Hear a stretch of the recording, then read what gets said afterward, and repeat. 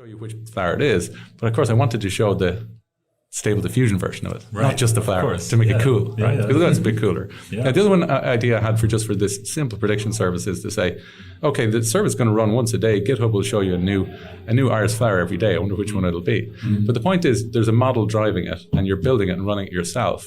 That's kind of the next step you want to take beyond just building data. In data science now, we just build models, and we think we're done. They have to be embedded in a service. Right, and that service has to have value. And you can do it all in Python now. And serverless. So it's cool. But if I understand it correctly, I mean, the iris dataset, you basically have these kind of features that you mentioned as numerical features, right? But then did you try to have some prompt, some text prompt saying, this is the petal length or something? Or how do you do it? Yeah, well, so if you think you want to build this thing, a prediction service around your model, you need a UI if you want to do what we're talking about here, right? So actually, Hugging Face released the UI. It's called Gradle. That's a plugin to, you can just go pip install Gradle, and then it's in your notebook. They acquired that, right? The company. Yeah, they acquired the company, but it's a nice library, Python library. Yes. And if you've got a Jupyter notebook, or if you've got a Colab notebook, and in one of the cells you go pip install Gradle, you get a nice little UI. Yeah. So, for a data scientist to go, oh, wow, I'm not just trained a model and seeing a number, which is the accuracy or the F1 score. I got an UI. I can enter values, click something, and it's going to show me the name of the flower. And you're going to go, hang on, do I have to show the name? Maybe I could show an image. You say, I'll show the image of the iris. Come on, let's be cooler than that. Let's show the diffusion. What does Dali think this flower looks like? But what I take away here is actually how important it is that when we go to stakeholders or when we are trying to get something that is of value outside of the nerdy community, so to speak, we need to find ways to communicate and create excitement. And even to the point where someone goes to a course now and in learning about this, let's wrap it in a service and let's make it cool. That's the whole, and it's quite profound importance behind this little gimmick. I think 100%. So if I'm trying to sell someone, let's say, if you're working at a retail company and I'm building a recommender, and you get to checkout, and I'm going to, recommend some things to just throw in your basket before you check out. And I say, well, look, I've trained this recommender system. It's fantastic. It increases conversion by 2%. And then the stakeholder goes, yeah, interesting. And then they go, well, what is this? And show them the thing, show them the basket, show them what it's recommending, and show them what it was like without it. And then that's such a different experience for a stakeholder to see, oh, look, now this is kind of a bit smarter. I watched Game of Thrones last night, and there's this new Lord of the Rings thing coming out, and that looks kind of interesting. And, just showing it to people helps them understand it at a different level. You mean it's not sufficient with TensorBoard graphs, or what do you mean? What is a TensorFlow graph? ML flow. No, but I really do. And the other thing, actually, there is another side to it, which is not just the stakeholders who will interact with it. You also have to work with the data people. And the data people often say to the AI people, well, come on, you're so naive. Like, you think you can use that piece of data? Oh, come on, So I think particularly people who in Python who develop models, they need more experience with getting data and writing the pipelines that generate the data. And you can do all of this in Python today. You don't need to leave Python. Because I think when people think, I need to leave Python to do my UX, you don't.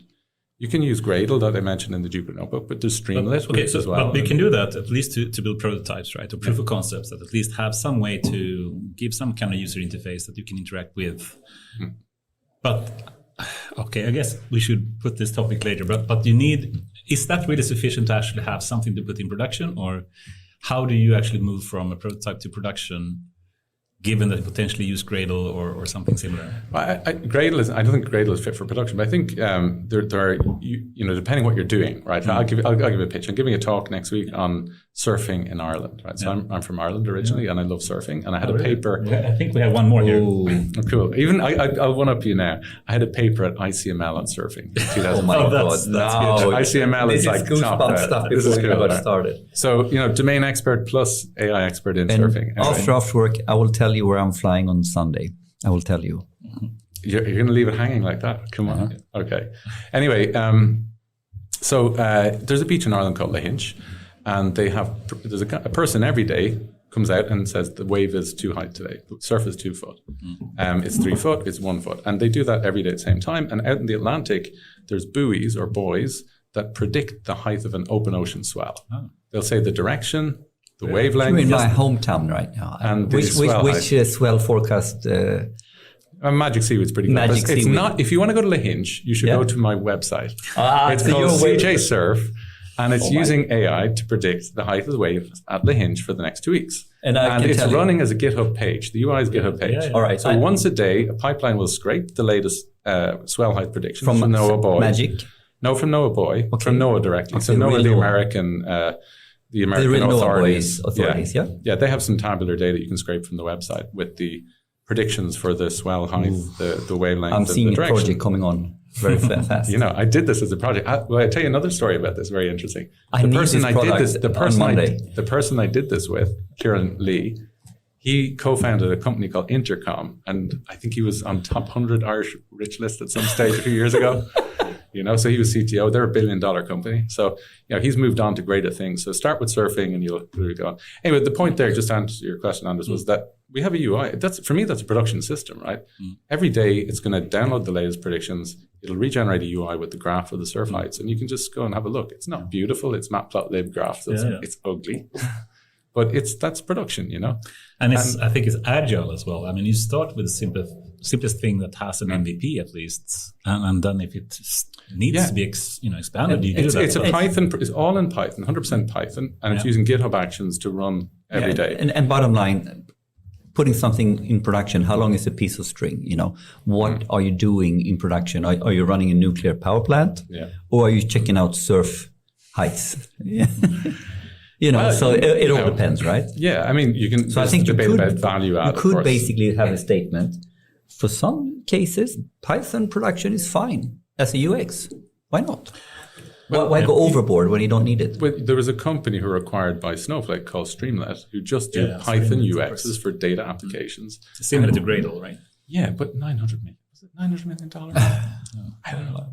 You can use, and the great thing about Streamlit is it's free. They have a cloud tier that's free, so you can actually deploy your UX written in Python, and it runs for free. But I think if you go into this whole idea now, I mean, I think there is let's call it the chasm between.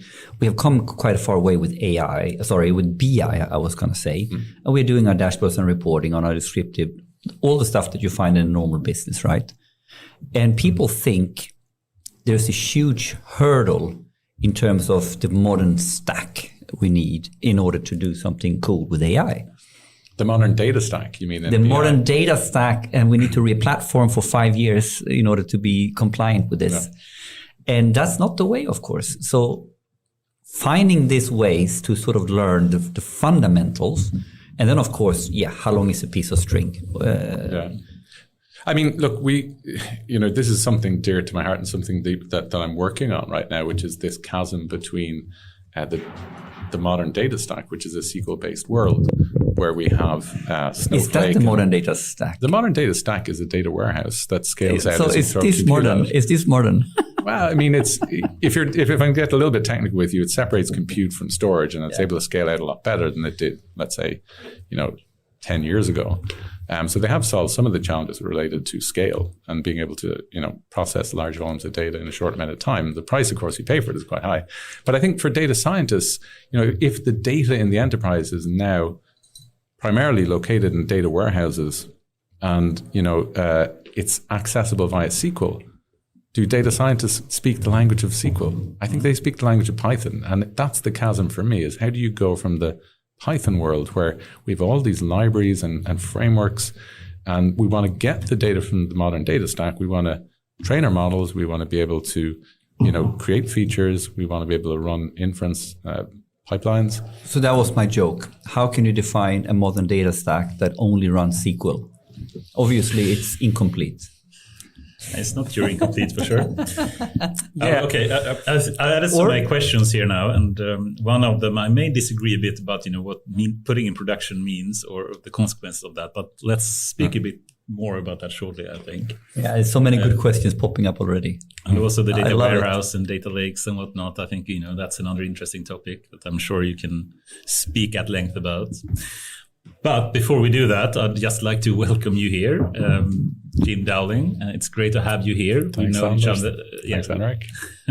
We've known each other for a long time. And I think I must say that every time I met you, I've been really impressed, not only about that you have really deep and broad technical depth, but something that really impressed me more is the ability for you to communicate. I mean, I think very few people are skilled at communicating. And I think it does, of course, require, if you want to be able to communicate something efficiently, you need to have really deep technical understanding of it. But it's not sufficient. You also need the ability to communicate in a non-technical way that people can understand and do that in a concise way. And I think you do that more than most people I've ever seen, I must say. You can speak in metaphors. No, but it's really true. I really mean it. Now you need to prove it. Well, I've been a professor for quite a while. I mean, that's part of the training, isn't it? It is. I mean, no, that's cool. But not everybody still is doing it well. I fully agree with you, Anders. It's an art. It's really few. There are really few people that can speak about complicated topics in an easy to understand way, and use metaphors and speak about things in non-technical terms and still be able to explain the core concepts properly. Without, Is this a challenge for today? No, it is. It is. Maybe it became a challenge when you asked it. When you asked I'm on it, the spot. Okay. No. It's just my opinion, but you should really... You're too kind. No, it's really true, I think. And of course, you have an awesome Swedish company that is doing something very important for our society, I think. So I'm sure this will be a very, very interesting discussion. But with that, let's start with a brief, at least, background about you. Who is really Jim Dowling? How would you describe yourself? Who is Jim Dowling?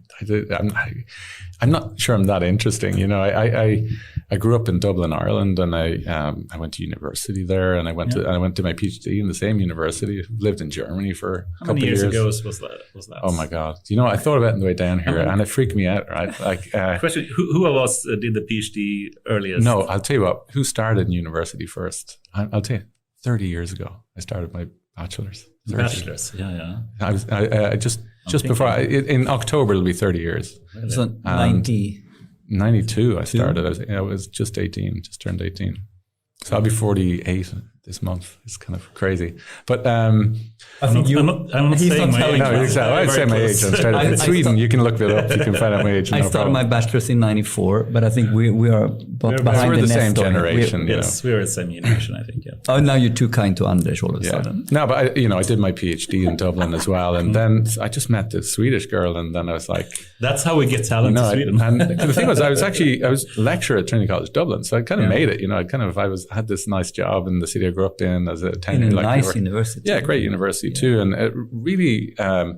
In my research group back there, my supervisor, he was one of the co-founders and the first CTO of a company called Iona Technologies. Yeah. So I lived through the boom in '99. His company were worth billions. I think it was maybe 3, 4, or 5 billion at the peak.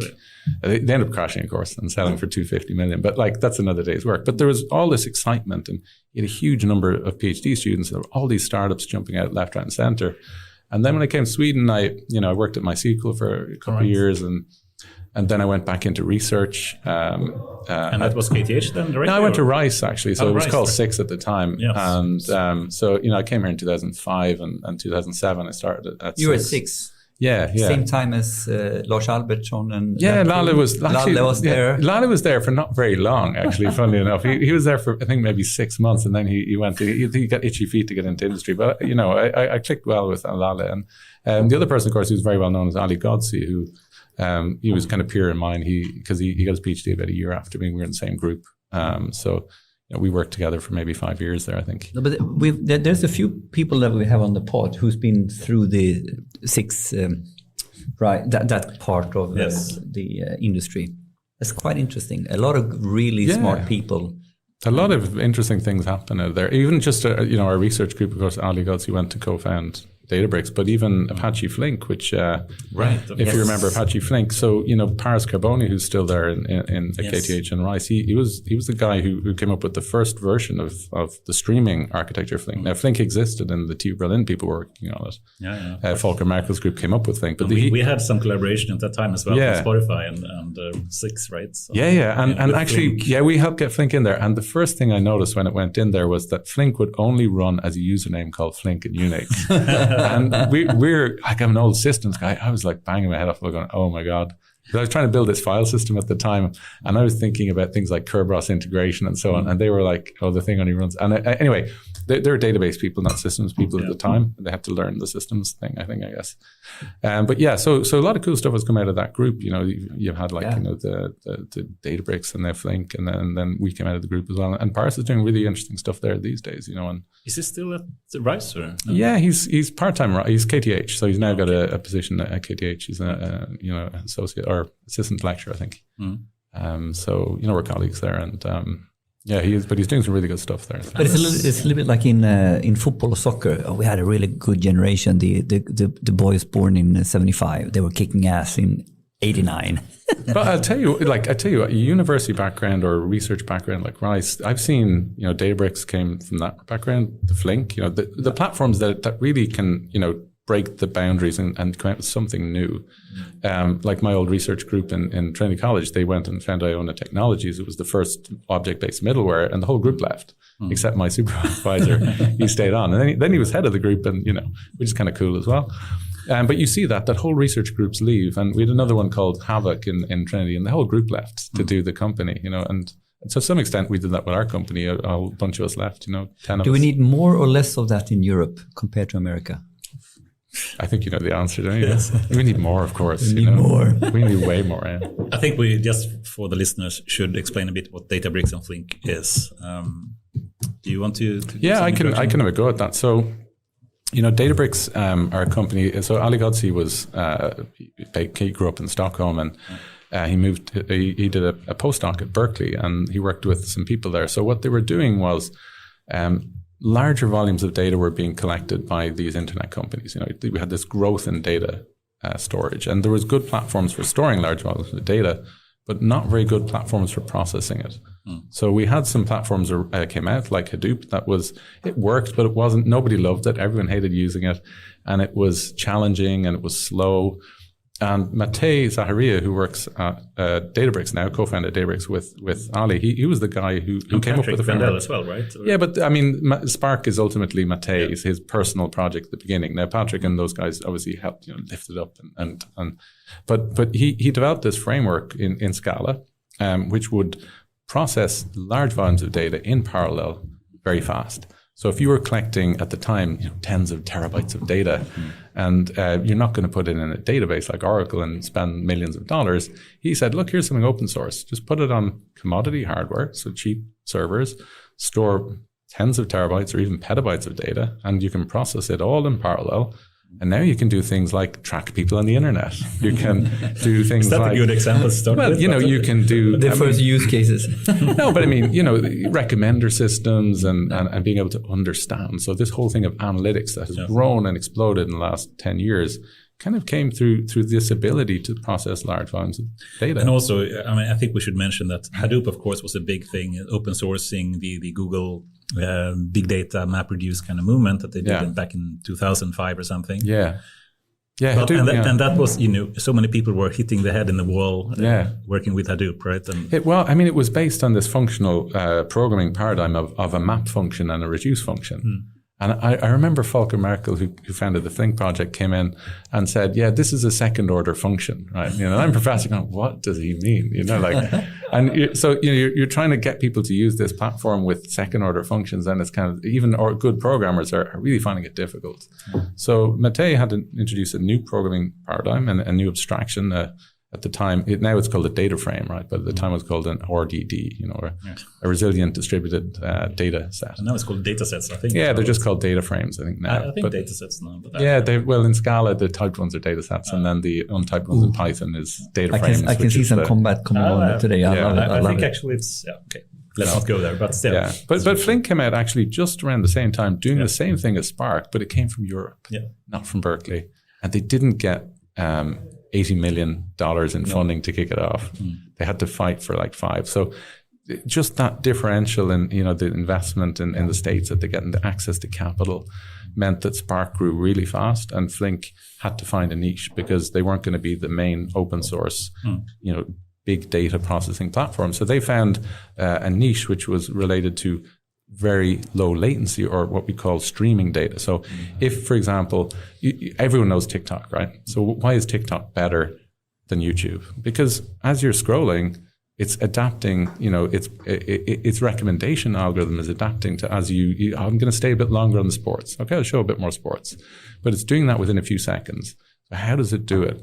Well, you have to process huge volumes of data on many, many servers, and it has to be done in seconds, because that's what TikTok's doing. TikTok's not actually updating the model. It's not retraining the model. It's just updating the data. What have you looked at recently? And Flink does that. Flink is the system that powers that. Stream processing instead of batch processing. Exactly. Stream processing. So it's processing the data as it flows through the system. And the batch ones just say, okay, pile up the data. We'll do a big chunk of it. And analyze it later. Yeah, it's computationally efficient. You just use the compute all at once. The streaming ones are kind of, it's a lot more work to operate them, but the really high value that you can create in businesses like TikTok, you need to have that little extra, the streaming kind of, live updates. And then I think Andrei Karpathy called TikTok, he called it digital crack cocaine. Yeah, he did. He wrote that on Twitter. It's like digital crack. Oh, nice. I think when he quit left, I don't know what happened there, but when he left Tesla, he probably had time to start using TikTok and then discovered, wow, what have I missed all these years? Are you guys using TikTok? No. My kid, my oldest boy, he's 12, Eddie, if he's there. Yeah, he'll be 13 soon. He has 30,000 followers. Really? Well, I have been fighting like hell to get a few followers on Twitter, and he's like 30,000. What does he publish then? He's bilingual, so he's obviously he's Swedish, but he speaks English as well. So he tends to do them in English. And I think there's these subcultures on TikTok, and one of them is, I don't remember the term for it, but it's when you make fun of someone. So there's someone called memes. Charlie. Yeah, sure. No, not memes. It's, I don't remember the term, but slander. They call it slander. So the kids, you get Swedish kids going, oh, that's slander. And you're going like, I thought slander was when you roasting or? Yeah, kind of like roasting, but they call it slander. But so there's someone called Charlie who apparently is huge in the YouTube TikTok world. I don't know. In exactly this niche. She's famous for being famous, So he just made fun of her, and then he got 500,000. She went around the world. I don't know. That's crazy fun. Okay, so let's just get back to a bit. The Databricks get started. I mean, they got started from the Spark Foundation as well, or the Spark framework. Yep. That was like changing or revolutionizing, how you do big data in some way, getting away from the traditional Hadoop world. And then they built some kind of commercial company around that, and that became Databricks, right? Yeah. And they had some great foresight there, So I remember meeting Ted Dunning, who's he was behind a company in the Hadoop space called Mapor, and they were the giants, and Databricks were the small kids. And Databricks didn't want to work with customers. They said, no, we're going to just build this cloud thing. And he was laughing at them, going, you have to work with customers. This is so naive. But they made some really great strategic decisions early. They said, we're only going to go on the cloud, and we're going to try and dominate that space. And they had the capital to make that long-term bet. And it took them a long time. Databricks didn't work for the first few years, really, I remember. And do you think that is a good strategy in general to not use customers from the start? No, it wasn't. I think they just wanted to focus on building the product, right? Because there was some interest in. But is that a good approach in general? I think if you build a startup, it depends on your time horizon, right? So if you have if you think that a complete product that I can sell and support, and it's not going to kill me, is not there yet. I need to, because there's a lot of things I need to add. A lot of customers will ask for this, and and if I support customers early, I think actually a lot of the Hadoop providers, particularly Hortonworks, suffered in that way. This isn't the old, you say old, it's not even 10 years ago, 6 or 7 years ago, but they took on a huge number of customers, and the platform wasn't mature. And then when they had to upgrade them, it was the most painful. They had thousands of people working there, and Databricks could keep a smaller number of engineers focused on building the platform for the cloud. And I think they didn't want too many customers too early, because they knew that the product wasn't ready. So now we're moving from MVP to MLP, minimum lovable product. I think they were loved from the beginning, even before it didn't work. That was the magic of it, So, cool. It's one of the awesome products that we have out there, I think, today. And so many Swedish companies and other companies around the world is using Databricks today. But how would you, maybe this is too early, but I think it's interesting. How would we define the Databricks value proposition and positioning anno 2022 versus where they came from?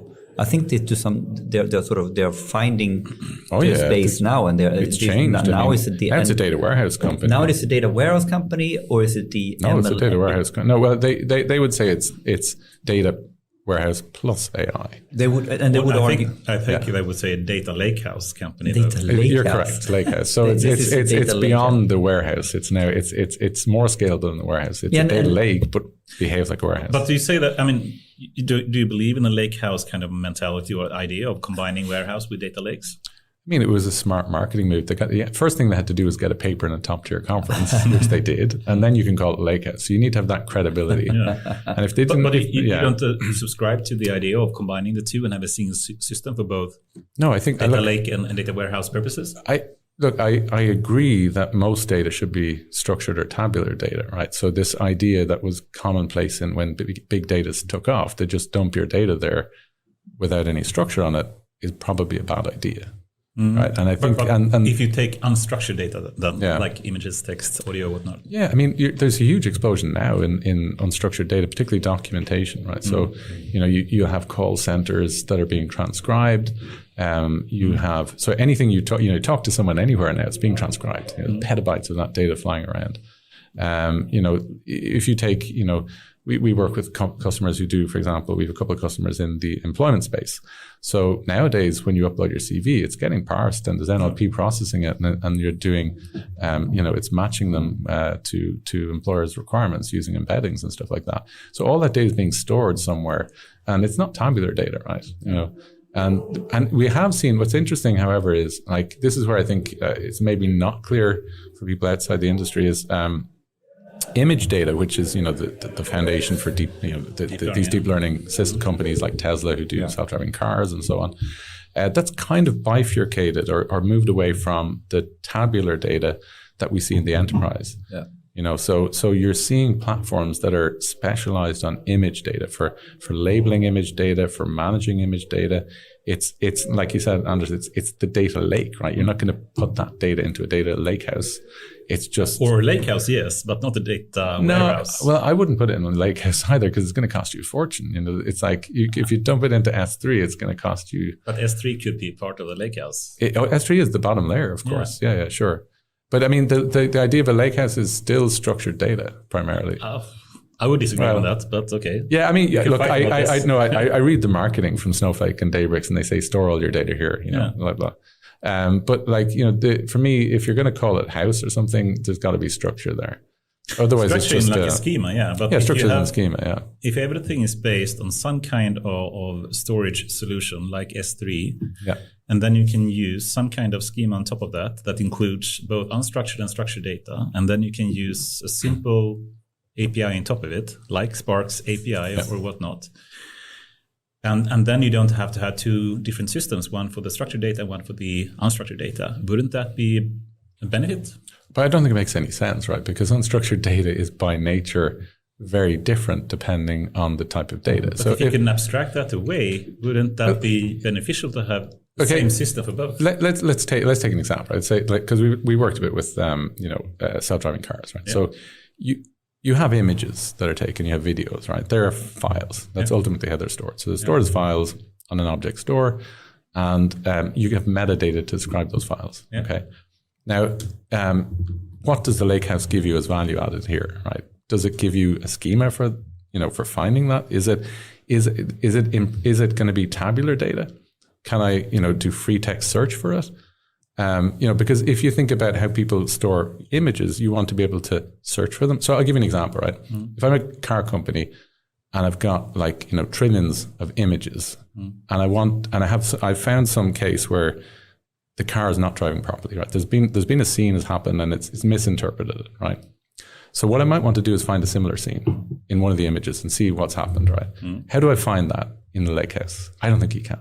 I think what you need to have for something like that is you're going to have all the annotations of all of these images, and you need to be able to search for them. And you're probably going to use, what type of search will you use? Well, there are different types. You can use embeddings to look for similar images. You can use tags to say what's in there. The image that you have here, you can say, well, find other images that have similar tags. But I don't think that by itself is something a lakehouse gives you. I think that's something you build yourself. I have to go a bit technical here. Okay. But let's say that you have some kind of storage on top of some object store. Some S3 similar thing. You use some kind of data storage or format like Parquet or something, which is columnar kind of storage, which you could have a column which is images potentially, but then you have other columns that are potentially structured data.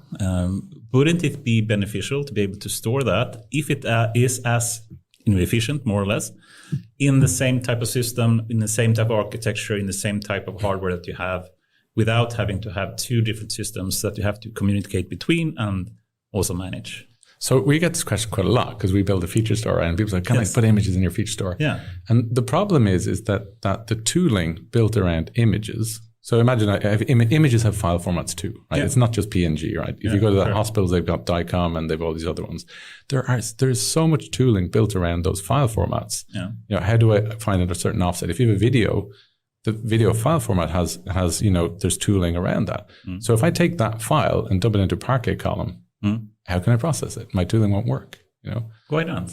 Because it's in a Parquet file. Now what I have to do is read it up quickly. Yeah, but you have to. What you have to do is your tooling is native. It only understands its file format. So now you're going to have to build a wrapper around your Parquet files. First, you have to find them, right? Because in Parquet files, you have to know, where is this image? Where is this image amongst? Because if I have a Parquet file or folder, it's a folder really with lots of files inside it. Yeah. I have to find metadata first. So it's if we take the Lakehouse Delta Lake, that metadata is just another file inside that directory. Sure. And you're reading up that file to go look for another file somewhere else, and it's going to take a long time. And then you're going to have to do is you're going to have another layer which is going to interpret the contents of the file. It's not going to be able to, if I'm able to, for example, index the offset in the file and do it efficiently because there's a data structure inside this file format, you won't be able to interpret that. So it's just like it's not being done right. But the alternative is store it somewhere else, right? Well, the alternative is specialized software for managing all these different file formats. But indexing. Indexing, like what we talked about earlier. So if I have an image of the car companies finds very difficult to interpret, I want to find similar images. I want to find it with similar amount of percentage of darkness in the image. I want to find one that also has 3 strollers in the image at the same time, or that has an overhead thing. You're tagging them. You're building a huge amount of metadata and rich metadata around it, and how you need to search it. For me, that's not what a lakehouse does. Like a lakehouse for me is really, and maybe we need to define what a lakehouse is, but really for me, it's tabular data and you can put stuff in there. But let me try something here, because I'm hearing a discussion between a more central monolithic understanding of how we understand the central data lake, and now we want to have the one system that rules them all, versus the more modular domain-driven architecture, now spearheaded by the data mesh architectural paradigm, and where we basically move more closer to fit for purpose design patterns and therefore technology stack for the purpose at hand, and then having abstraction layers so we can create interoperability between data products in a mesh when we need it. So what I'm hearing now is that you are saying, well, kind of like fit for purpose, and then that becomes more modular. So you don't we're not going to force everything into a central data lakehouse. This is just an evolution of the central story that is now trying to have a very different design pattern working with an old tabular design pattern. And why not? At some level, but I'm talking at a lower level. And I'll just try and explain the lower level because I don't think it's too hard to explain, okay? We've had huge growth in data volumes in the last 20, 30 years, right? So 20, 30 years ago, we had Oracle. You dumped everything in Oracle, right? And maybe you put stuff in NFS. But when the data volumes increased, there was an opportunity for us to have different ways to store data, graph databases. So we've got Neo4j from Sweden, the most successful graph database company in the world. They didn't exist more than 12 years ago, did they? I think they were founded 12, 13 years ago, maybe 15, 14 years ago. But they became a viable company because the volumes of data created that fits well into a graph format has increased. Because if the amount of data is now 100 times what we had 20 years ago, there is huge room for specialized storage of all of those data. Because there is variety, exactly. And I don't think the lakehouse, as a pattern, has that variety. It would be my take on it. And there's just too much heterogeneity. Now, I think more and more data is being stored in the lakehouse. I think more and more enterprise data. I think everything is trying to be shoehorned in there, which is fine because it's great to have a single place. That's the point that you're trying to make. I don't think so. Tabular data will fit in the lakehouse. But when we're talking about the variety, a sort of data that is not really tabular in any form or has not a really tabular use case. Yeah, I wouldn't be putting videos or voice transcripts from my a customer service place in the lakehouse, but that's just me maybe. But maybe it could be also that you have a very clear use case for the how you're sorting and you're doing video with the normal use cases you do, and then you figure something out. I want to now store something out of this that I can then now fit as an index in the tabular format next to other data. So, but then that's something else, right? Then we have refined something, or we have created something new. Yeah, I mean, I don't know. I mean, I think just the volumes of data are increasing, and we're seeing increasing specialization. There's more and more databases. There's 50, 100 databases out there now that are big, and they're all doing specialized this, specialized that, I think this is a really interesting question. And I know you have RonDB, etc., based on MySQL that you're using for the feature store, but I think we should continue that discussion shortly. But it's funny. We love rabbit holes, by the way. You realize that now. I think still there is a big merit to lakehouse architecture. I'm not saying 40. What are they? 40, 50 billion? Yeah. Snowflake 80 billion. It seems to work really well for them. It seems to do very. I mean, obviously they're doing something right. Yeah. Cool. Okay, that was another rabbit hole. But we spoke about Databricks. We spoke about how they're working with Lakehouse. They have some service on top of, or cloud service, I guess, on top of Spark as well. We didn't really mention Flink, but if we should speak about that really briefly, how would you describe Flink potentially? And I guess compare it to Spark.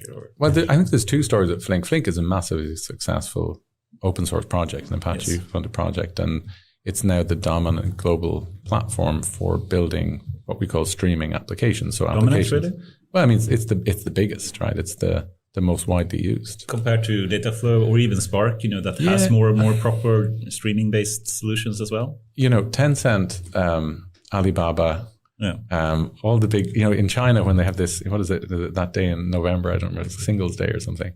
They have billions of transactions per day, and it's all run on Flink. Like Uber run all their streaming stuff. It's a massively successful streaming platform. Good points.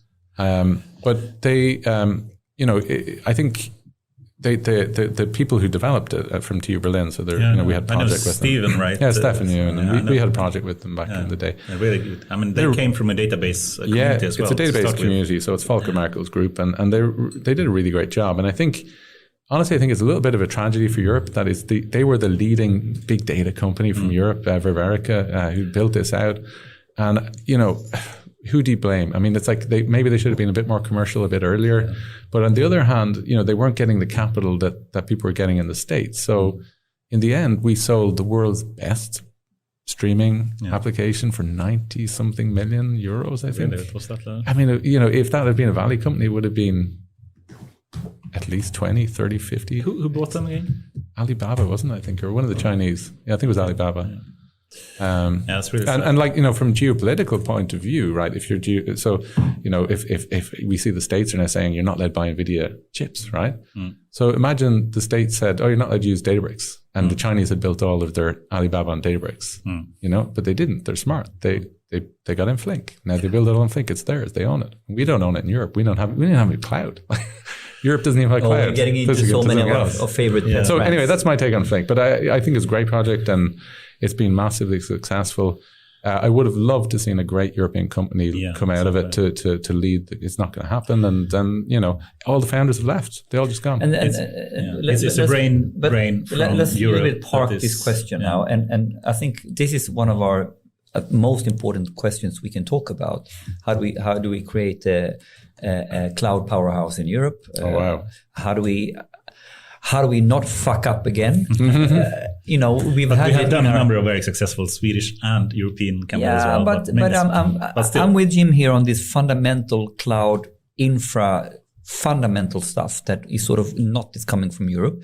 And we can't make that happen. Actually, you had it, but you didn't invest in it. You didn't do what was supposed to happen. If you wanted to kept it, you didn't.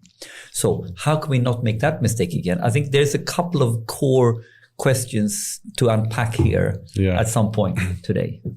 Is that cool? I love it. I'll add it to the list for sure. I mean, we always have this kind of, US versus China versus Europe. The AI divide Swedish kind of, and, data, the whole divide here. How can we catch up? Cool. Short story about Flink there as well. Okay, so should we just wrap up a bit about your background as well? I'd love to hear a bit more how you got started with logical clocks as well. Well, we're Hopsworks now. We changed our name. Yeah. Are you not called? No, we changed our name. We got Jim Duffy came in from MongoDB, and MongoDB is a very a well-known database company. And the company were called 10gen, and he said every time we went to a customer, he said, "Well, why are 10gen selling MongoDB? Who are you?" And then the 5 minutes of the conversation is wasted. Yeah. So he came into us, and we were Logical Clocks selling Hopsworks, and he said, "What's this?" Yeah. It's weird. Yeah. So now we're officially called. We changed the name this year to Hopsworks. Okay. Yeah.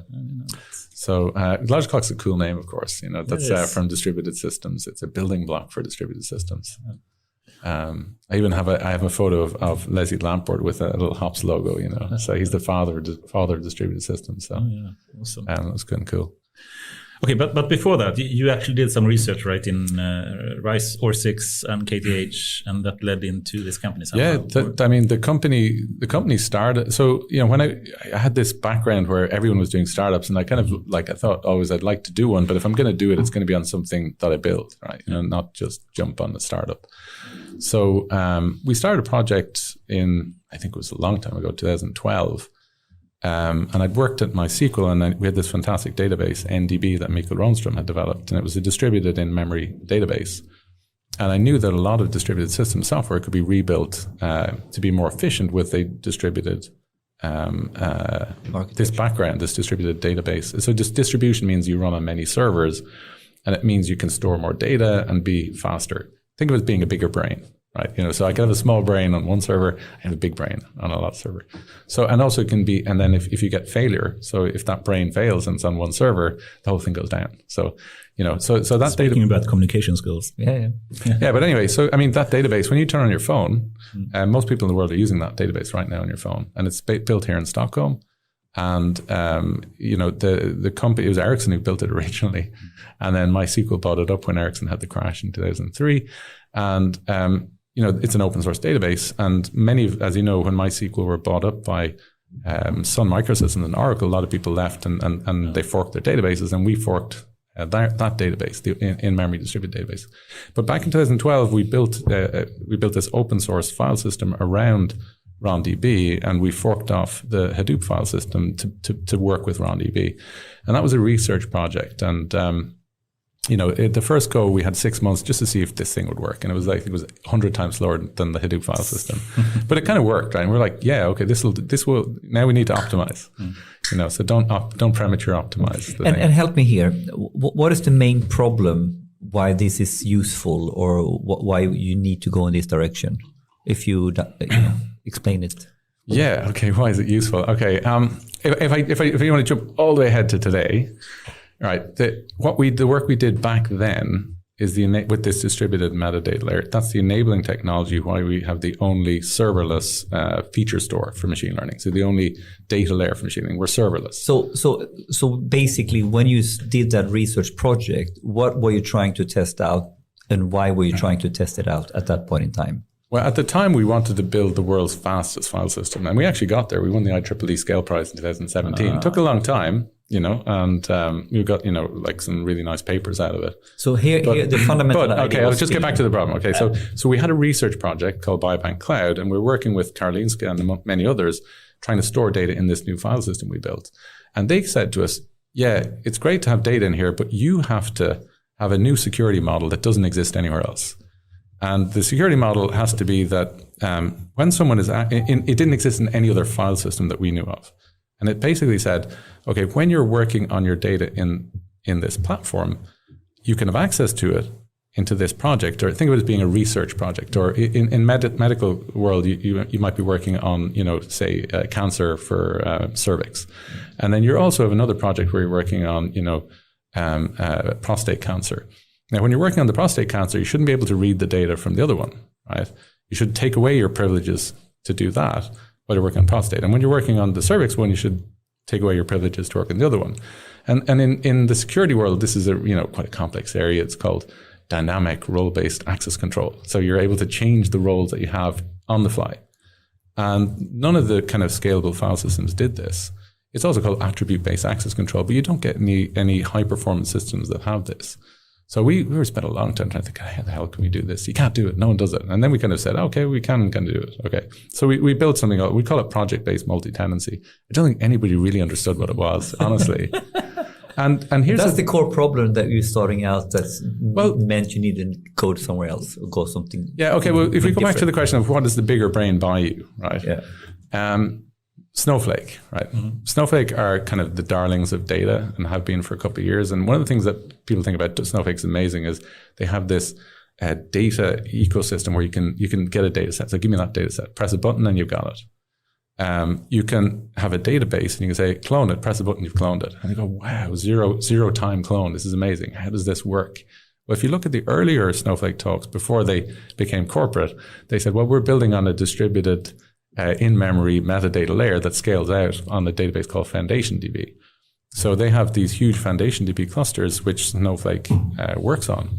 So some of the key features of Snowflake that make it trivial to share data between, to buy and sell data, and also to be able to have this marketplace of data is built on this capability. So without it, they couldn't do it. And Databricks don't have it yet. So here we have an architecture which is distributed. So if you truly understand what you can do with that, it opens up an array of new use cases or applications or problems you're solving with it that is otherwise quite hard to solve.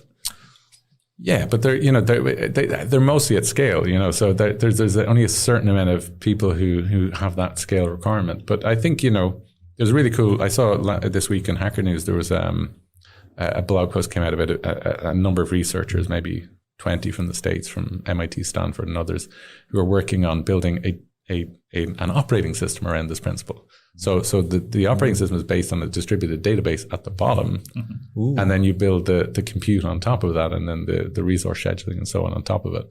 So it's kind of in the same thinking, right? That we shouldn't just have everything on one server. We should be able to go from having a brain on one server, because Moore's law has been reached, at some level. You're not getting double the number of cores on your machine every year, but you can add more servers. And we see this, of course, in deep learning, right?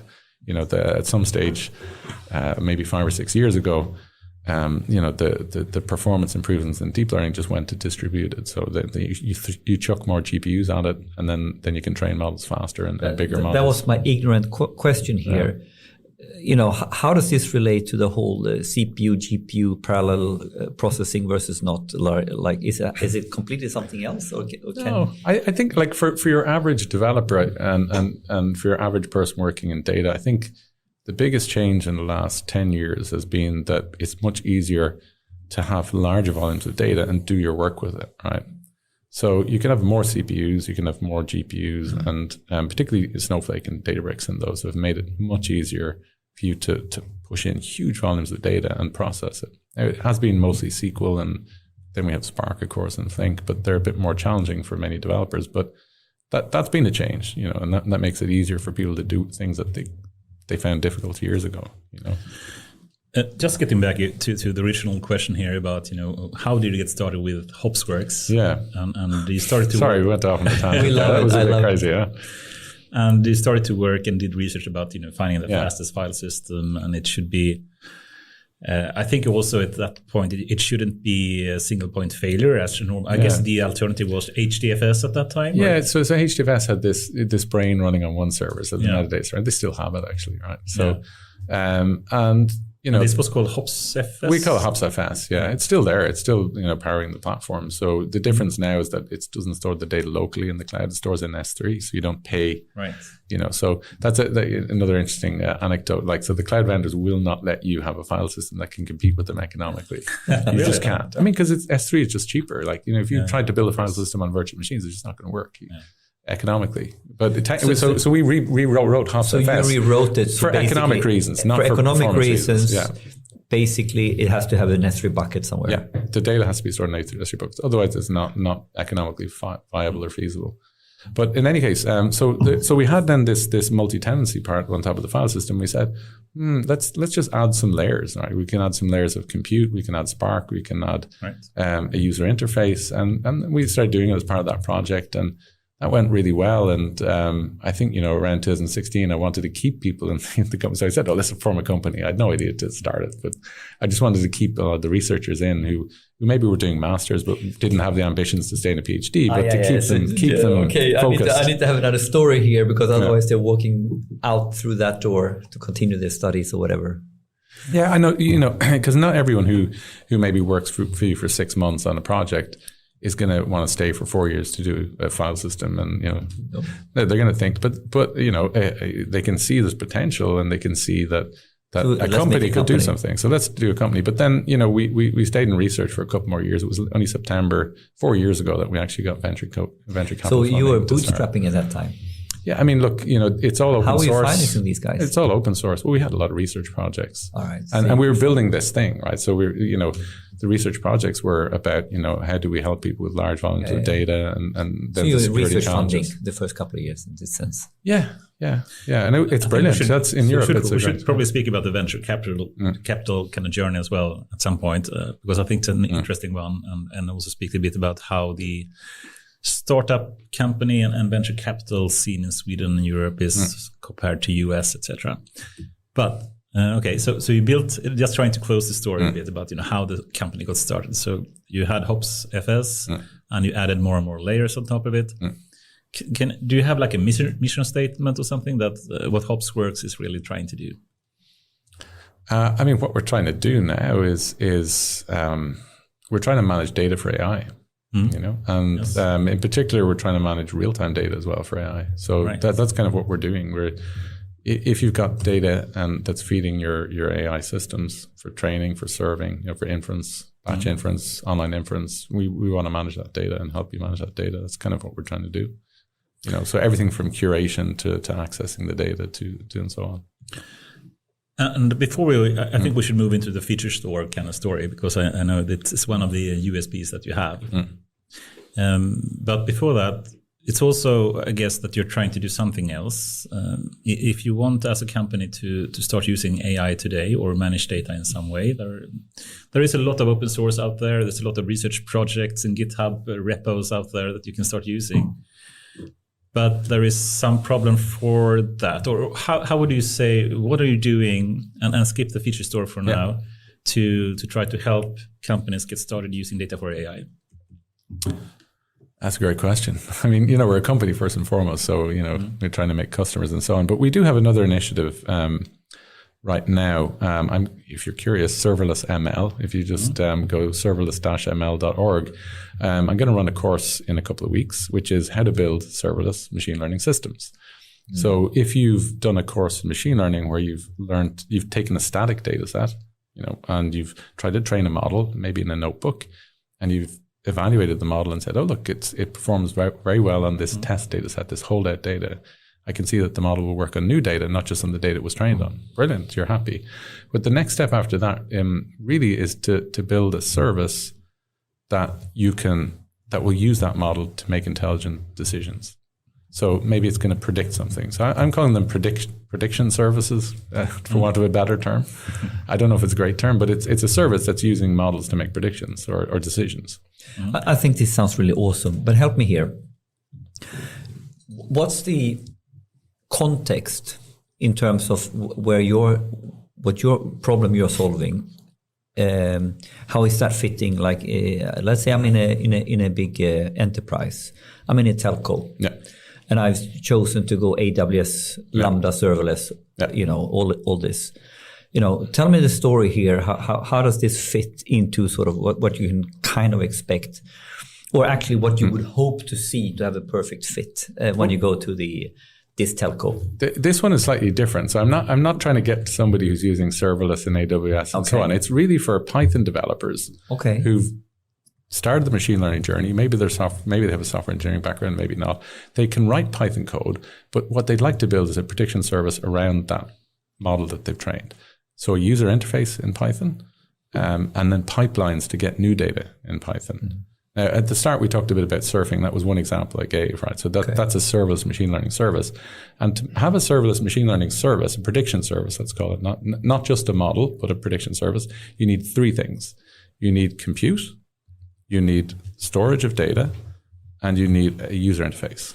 And okay, maybe you're going to make your service available over an API and you don't need a user interface because some other applications getting it, but let's not get into the details. If I'm going to, things I'd like to do in this course, we have electricity prices you can scrape from the internet. It's live data coming in. Who wouldn't like to know the electricity price next week? Can I have this? Yeah. And do you know what I found? Another really cool one is air quality around Stockholm. I live in Liljeholmen, and just down the hill, there's somebody who has sensor on their balcony, and they put measurements out every day, and there's a ton of historical measurements as well. And I couldn't find anywhere a predictive model predicting the air quality, because it's obviously correlated with weather. Right? If in Liljeholmen, if the wind is blowing from E4, the road, there's it's blowing in, and that's not hard to predict. And you can imagine people who have asthma and so on can. So I think there's a ton of society is digitalizing and data is becoming available, and AI is also coming on stream where people can train models. But how do you put those things together? And I think the other challenge, and I'll tell you why the surfing thing we did in 2004, we built a system. It went offline, and he was one of Ireland's richest guys who built it. But it cost $100 a year to run, and we didn't have any cash. So we just said, we're not going to host it. So, with the idea with the course is that you build and run this thing for free. Only free services. So GitHub Actions for compute. GitHub, if you're familiar with everyone's got GitHub if you're a developer. If you're a decent developer, you're here. Yeah, and you can, I think it's like 3,000 hours of compute a month you get for free. You can do a user interface in GitHub. There's something called GitHub Pages. So you can, if it's something that's being updated every day, it's free. Or you have Streamlit for interactive user interfaces, it's free. And then we have our Hopsworks platform. We're providing two things for free.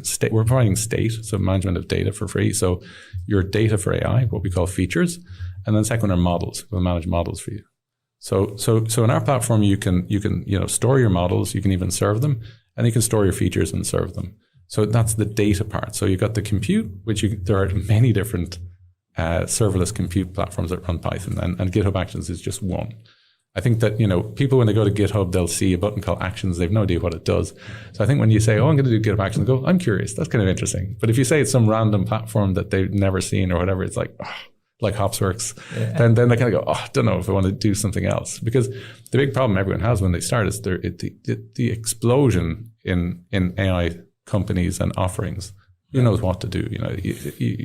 It's really hard to decide what to do. But okay, so let's reframe the question and not leading it in any way, because I now understand even better. So what's the context where who do you see this? If it's in the enterprise, or is this for a startup, or how do you see it used? I have two parts. One is I'd love to see people build just services and put them out there, right? And there is an enterprise element to it, right? Because we're a company, and I get time from the company to do this, right? And I get support from it. So the reason why I'm doing it as well is because we're seeing at very large enterprises a lot of product. Let's call it product-led growth, right? This is the kind of term that's used in the business world. If I'm working at a company and I've got a job, I have to do a POC. I have to do a quick POC on. And I'll show a stakeholder something. And maybe we've got AWS, and I have no idea how to put all the things together, but I did this quick course here, and I know that I can put together a prediction service and show that to them by next week, even though I won't be using the company data, but I just want to show them something, right? Then just do it on our stuff. Show it to them and go, look, it's great. And they go, well, how did you do that? And I say, it's not on Amazon, it's on this, this Hopsworks thing. And they go like, okay, maybe we could try that. I think what you've seen, like Databricks went that way. They went in, they market at the developers, not at the CIOs and the execs and the decision makers. I think it's a very valid choice. You can do this in different ways, but this is valid. But in the end, the dream is to become part of the AI tech stack, so to speak, for the developer community, pervasive.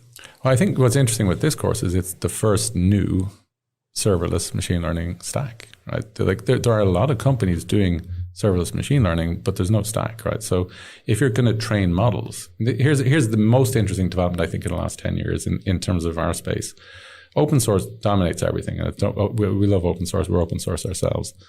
But you mentioned TensorBoard earlier on, Anders, and MLflow, great products, but no one's using them. At least if you go to KDH, they're all on either weights and biases or on Common ML.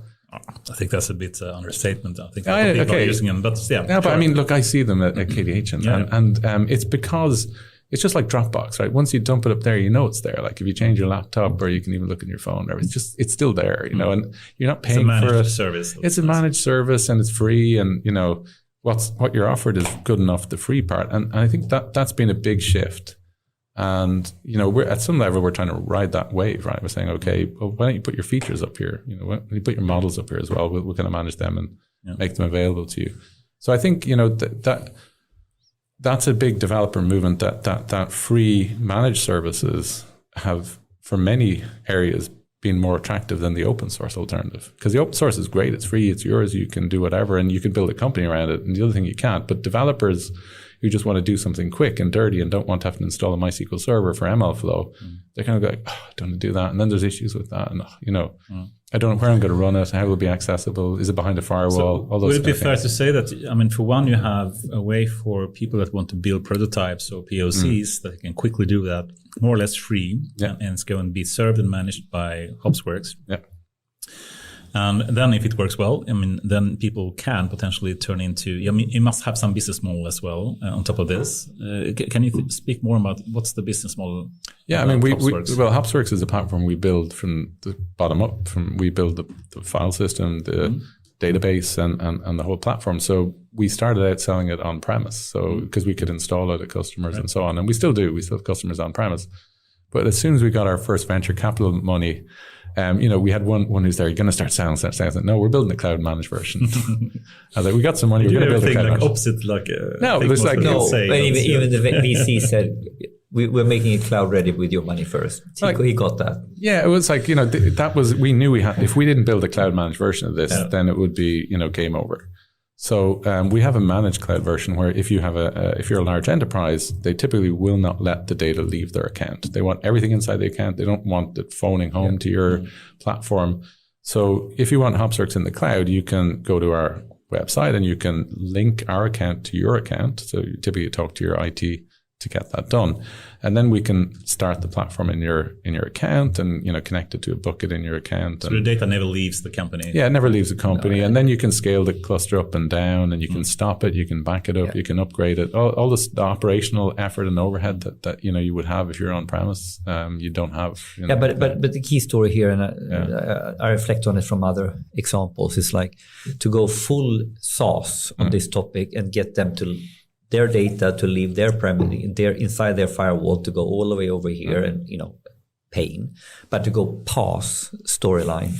I mean, these words are so. You know, we in turn. So when the whole platform is inside a customer's account, that's where we see at least most of the the enterprise. So the key trick here is like someone has.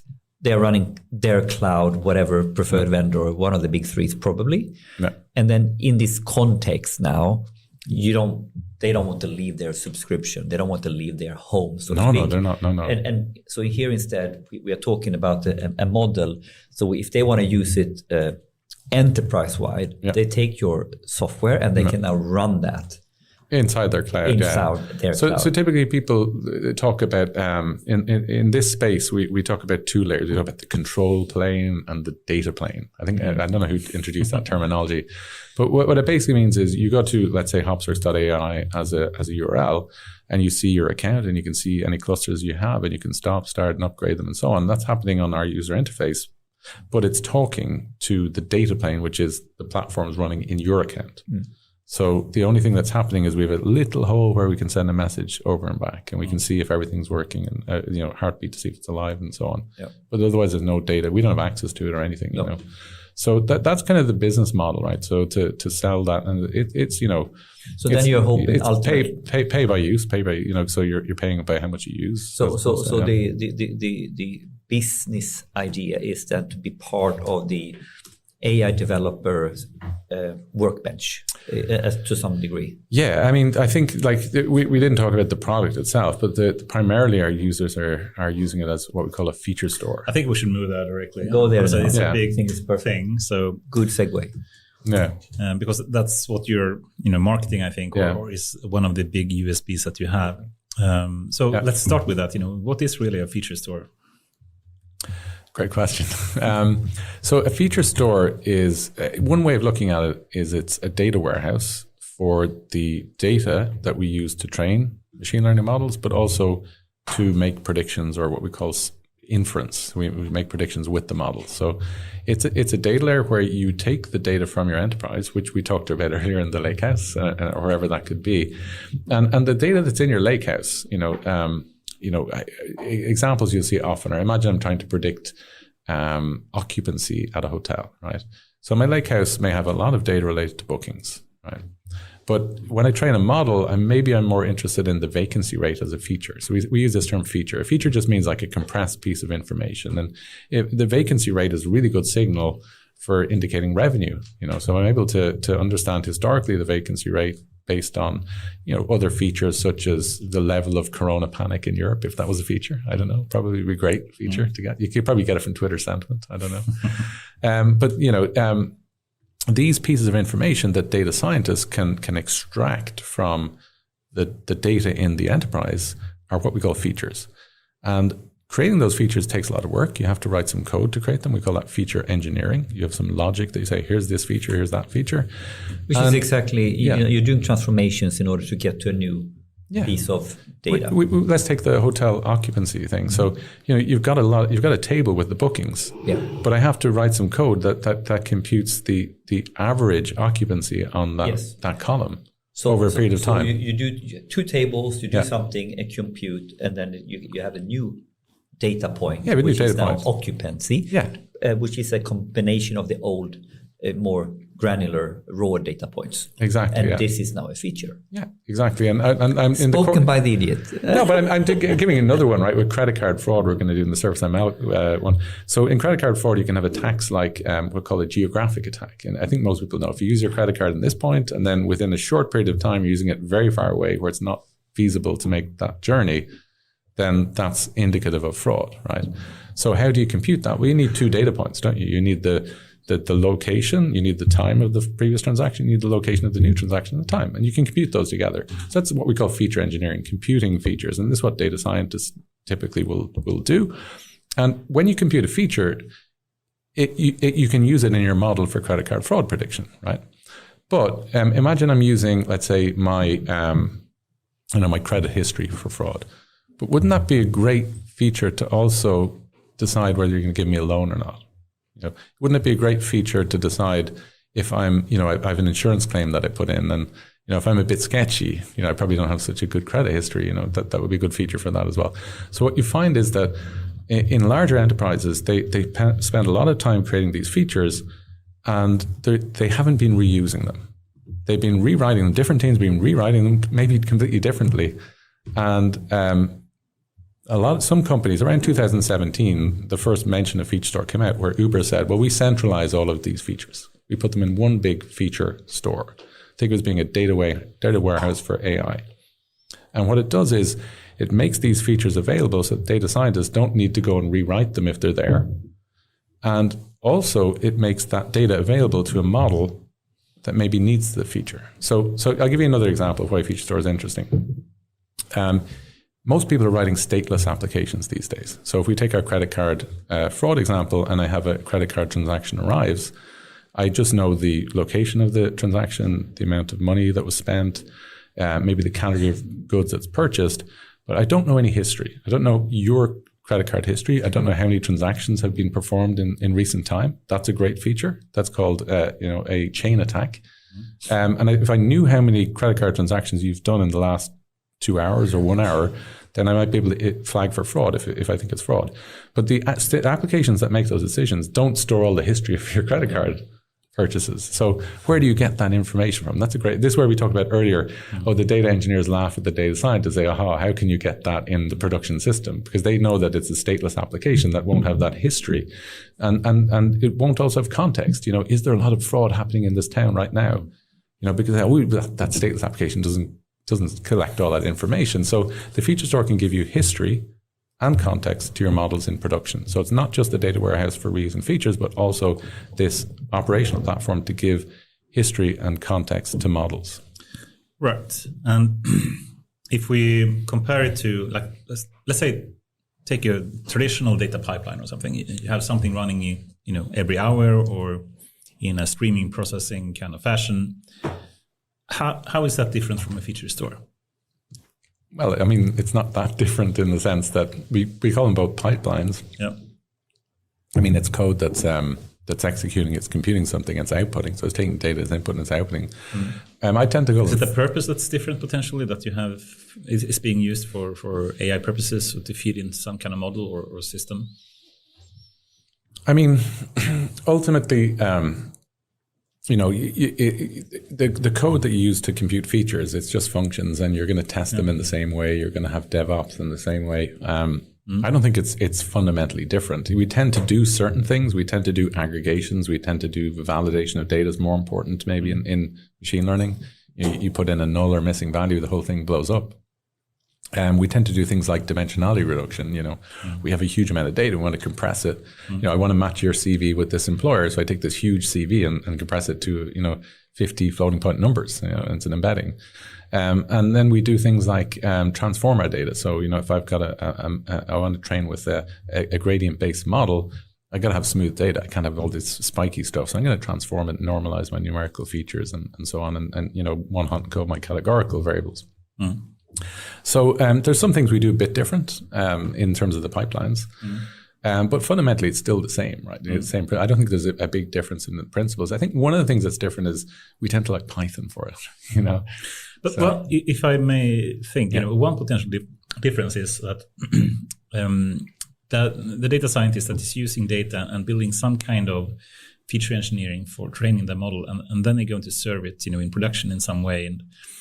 And usually when you serve something in production, the feature engineering or the data processing that's going to be used then is different. I remember this classical talk from Google once. They're going to build this kind of quick access thing in Google Drive that's going to recommend you what document to open, basically. And they had this exact example of having a training data pipeline or feature engineering part that was slightly different, because in production they had an API that they used, and that API apparently had some additional logic in it that was different from the training feature engineering, and that caused like a big training serving skew or simply a big problem. It didn't work in production as it did in training. Is that something that Feature Store can help with? I mean that's I didn't want to go that technical, but we do use the term training serving skew. To say to describe exactly this type of problem where people would have maybe written the production system in Java because it's quite high performance, and then Python for training, and they implement the same feature in two different languages, one which has higher floating point precision than the other, and you can get differences, and then they manifest themselves in bugs that are really hard to identify. So I think Uber flagged this pretty early that this was one of the things that the Feature Store would address, and I mean, the way, like ultimately, what we find is that, a lot of when I talked about the Feature Store managing context and history, there are feature pipelines that update the context and history. They're pre-computed features. You just look them up. So in serving, you don't need to recompute them. You look them up. But there will be things that, the user enters. So we talked earlier, for example, about the geographic attack in credit cards, right? So that geographic location, it's not coming from the history or context, it's coming with the transaction, right? So what happens is I need to get that particular location, and I now need to find out the location of your previous transaction to compute the feature, right? Because in order to compute the distance between where you used the credit card the last time and the current time, I need to know history. And my credit card system doesn't know it. So I go to the Feature Store and I say, hey, give me that last location. You got 1 millisecond to do it, or 2 milliseconds. And now I need a function to compute the feature in my serving part. So this is kind of an area where, there's different vendors do different things, or different people do. So how do you do it? Yeah. So in this particular case, we have a version Python library. So you develop a version Python library that you use both when you're creating the feature and also when you're computing it in inference. So, that's typically Python. So we find a lot of the model serving frameworks now are Python based. So if people are hacking out themselves, they'll write a Flask server or whatever. We do something called Kserve, which is so the name Kserve. Have you heard of Kubeflow? Yeah, of course. So the serving framework for Kubeflow was more successful than Kubeflow itself. Yeah. Google, just stopped supporting Kubeflow when they came up with Vertex. Mm. But so that spawned out as a standalone project as part of I think it's one of these foundations, the Linux Foundation or something. No, it's I think it's the Kubernetes Foundation. Oh. So it's a standalone project called Kserve now. Kserve. So somebody told me it's like it was called K-serving, Kubeflow serving. Yeah, Kubeflow serving. Right. So somebody had the joke that they got rid of the ing, the hooking from K-serving to make it just Kserve. Okay. But yeah, I mean, in those kind of frameworks, the pre-processing that you might do before your model is all in Python. So, version Python functions work in that scenario. I mean, there are other places. If you're doing a transformation, you can do it in the model sometimes if you're using TensorFlow. And you can use scikit-learn pre-processing pipelines and just have them versioned have consistent versions between them. That works too. Mm-hmm. I have could you help me explore the value and benefits of feature stores in relation to scaling, and then contrast in relation to you want to do different types of, I would guess we could call it vertical scaling versus horizontal scaling with other teams. So in what ways is the feature store approach? I mean, I think that's the real thing of the feature store. When we started, we talk about personas. You go to a big enterprise and you have a data team and they manage the data infrastructure. We talked about the data warehouse and lakehouse, and they manage that and they make that data available to the BI teams. And now they've been given a job and say, we've got this data science team we recruited and they want the data. And you're like, okay, how do we do that? Right. And they're like, well, we can expose the data warehouse, fine, but I've got this online model and it needs access to the features at real time, low latency. And well, my Databricks doesn't do it. My Snowflake doesn't do it. What do I do?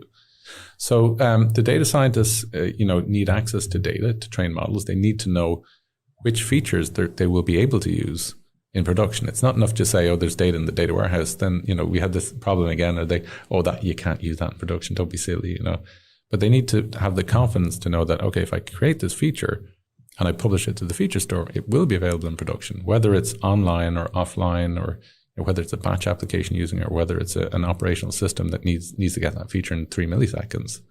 And then finally, we have another kind of role, the machine learning engineer, who's supposed to pull all this together. Often they're computer scientists with some machine learning background. So the feature store is a place where those 3 groups of people can work together on putting AI into production. And that is not the case at a lot of organizations. It's throw the data over the wall. Here's a dump. Here's a CSV file. But, here's a model. Go productionize it. And my prediction now is that this becomes more and more important because let's go global enterprise scale. And we have several different data science teams working in different domains. So I'm working at Scania a lot right now, and I'm working in the bank part of Scania, right? Loan and leasing and all that. And here we have the marketing guys, and here we have so there are full-on data science teams with different perspectives what they need to do, where obviously the brilliance of the beauty of the value comes from mixing data. Yeah. So all of a sudden I actually want to do insurance based on driving behavior that I get from the engine team, right? Yeah. And all of a sudden now, in the same way as we want to share data, we probably want to share features between teams that are like in different logical domains. And I think here is sort of, if you haven't sorted this out, so I can have sort of an SLO and SLA on my features, how can I use that? Or should I build it myself? Should the bank data scientist build an engine feature?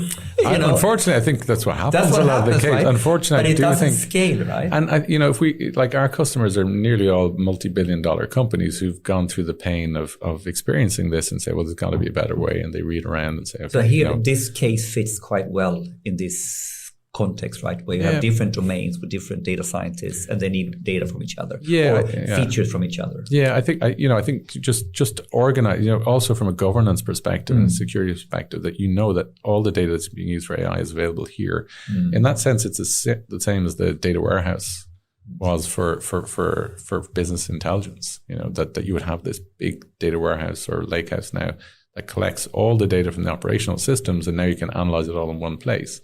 The same would be true for AI, that if I want to train a predictive model that's going to predict something, I wanted the data at the enterprise to be available for me, where I can find that data, the features. And a follow-on question.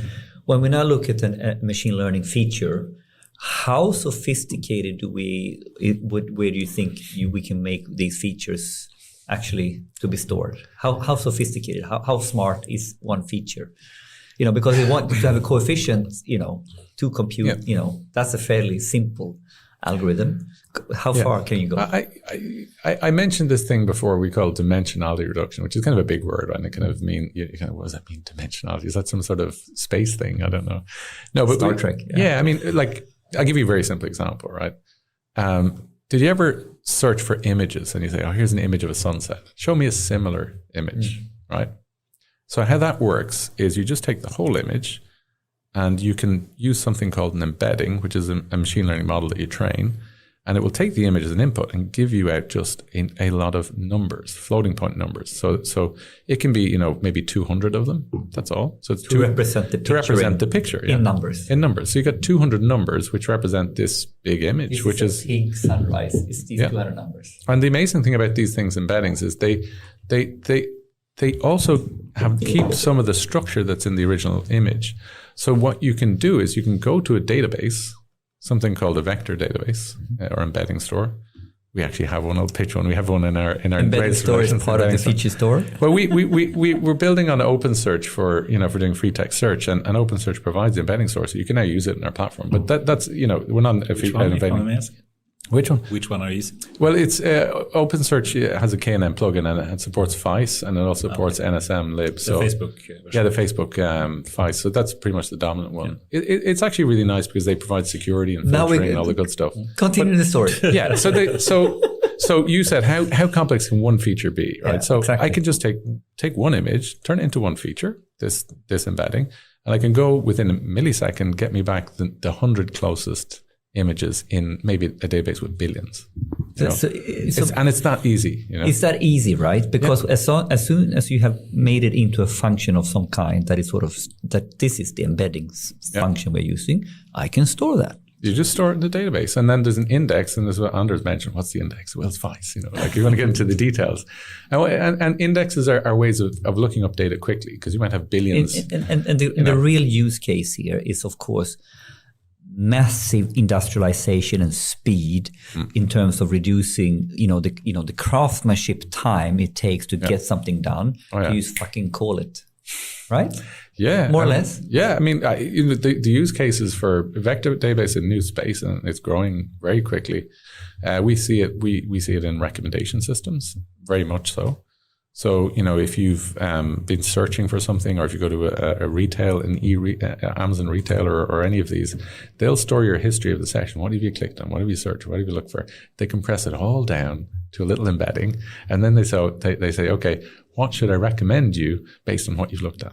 And the thing is, there's a little bit more work to do after that because they don't want all to be the same type of recommendations. They want a bit of diversity, and maybe they want to remove things that you've bought already and so on. But otherwise, that's the basic core of it. But I just want to step out of this nerdy stuff for 2 seconds. Haven't you done that for a long time? No. I want to go even bigger in terms of how big fucking deal this is. Sorry for my language. This is one of Lale's pet peeves, right? What's the difference, and how huge is the difference in industrialization of practices if you have worked at Google to the average enterprise? And he likes to compare it with craftsmanship versus industrialized. Yeah. And I stole that from Lale, and I kind of say, you know what? The way you are doing machine learning now is like the Gas Monkey Garage, Discovery reality show. Yeah. And the way we want to do it is like the BMW Stuttgart real machinery, right? So the difference is sort of when are you going to stop dealing with this stuff as craftsmanship, and when you're going to do it industrialized. And when you get the industrialized hat on, then these things matter. But I think it's more than that. I think it's tooling as well, right? I think, a developer, if they had their embeddings database available to them 5 years ago, they would have been able to do this cool stuff, but there wasn't any. Okay. But Google had one. Yeah, Facebook had one. Because they built one themselves. They built one themselves, yeah. So, like if we... That's true. But it is very true. And I think, you will see, I've talked about feature stores and history and context. Imagine you're building an operational machine learning system and it's not able to use history or context to make decisions. Can you build something really good and smart? And how many companies have feature stores? Not many. It's new. This is new cutting edge stuff. Right? And it's crazy, right? How many years have Google and Facebook had that in their tool set? Because they built it, they figured this out. Yeah, I mean, look, we actually organize a feature store conference. There's a global once a year. It's on October the 11th, and we had about 3,800 people registered last year, and this year it's a virtual event. And we have like Uber, who released the first feature store, but LinkedIn and Airbnb and DoorDash, all these companies, they built them all themselves. Yeah, and Google, they built them themselves. But they're not talking this year because they're, I don't know, whatever. But so they built this themselves, of course. When? How many years back, roughly? 5, 6, 7. 5, 6. And in AI years right now, it's huge. Good question. I mean, it is. It's a lot, but it's enough time to really build. Just look at the top. Pre-Transformers. Now you're throwing out buzzwords. Now you're just throwing them over the wall there. Yeah, but you can create a competitive advantage that's long lasting because of that in that short period of time. Just look at the top companies in the world by market capitalization. Yep. So the reference I was trying to make was how fast Transformers went from academic paper to full blown production mainstream type of. Oh, that was very fast. I remember introducing. So in that context, 5 years is a long time. So I taught the first course in deep learning in Sweden, actually, which is kind of shocking to me because I applied for it in 2014 as part of the EIT master's program in data science, and I think it started in 2016. Was there 17? I don't remember which. It was 17 or 16, and I remember in 2007. It was probably 2017 now that I remember because. Transformers was based on a paper that came out at that time. Exactly. And attention is all you need. Very good. I didn't want to get into details. But yeah, so I remember in the course, I said, this is so cool. So I introduced global and local attention in the course, and people were like, what's this? This is very interesting work, and now it came out. Now, if you want to say that how that time is shortening, the most interesting one right now is, of course, that we saw DALL-E, which OpenAI developed. And within, how long did it take to make an open source version that fits on your phone? There's one on your M1. You can run it now. I think it was 3 months. It didn't take long, No, so the point is this: like in that context, when the big tech giants have had something for 5 years, and perfected that for 5 years, is massive. That's the point I was trying to make. Yeah.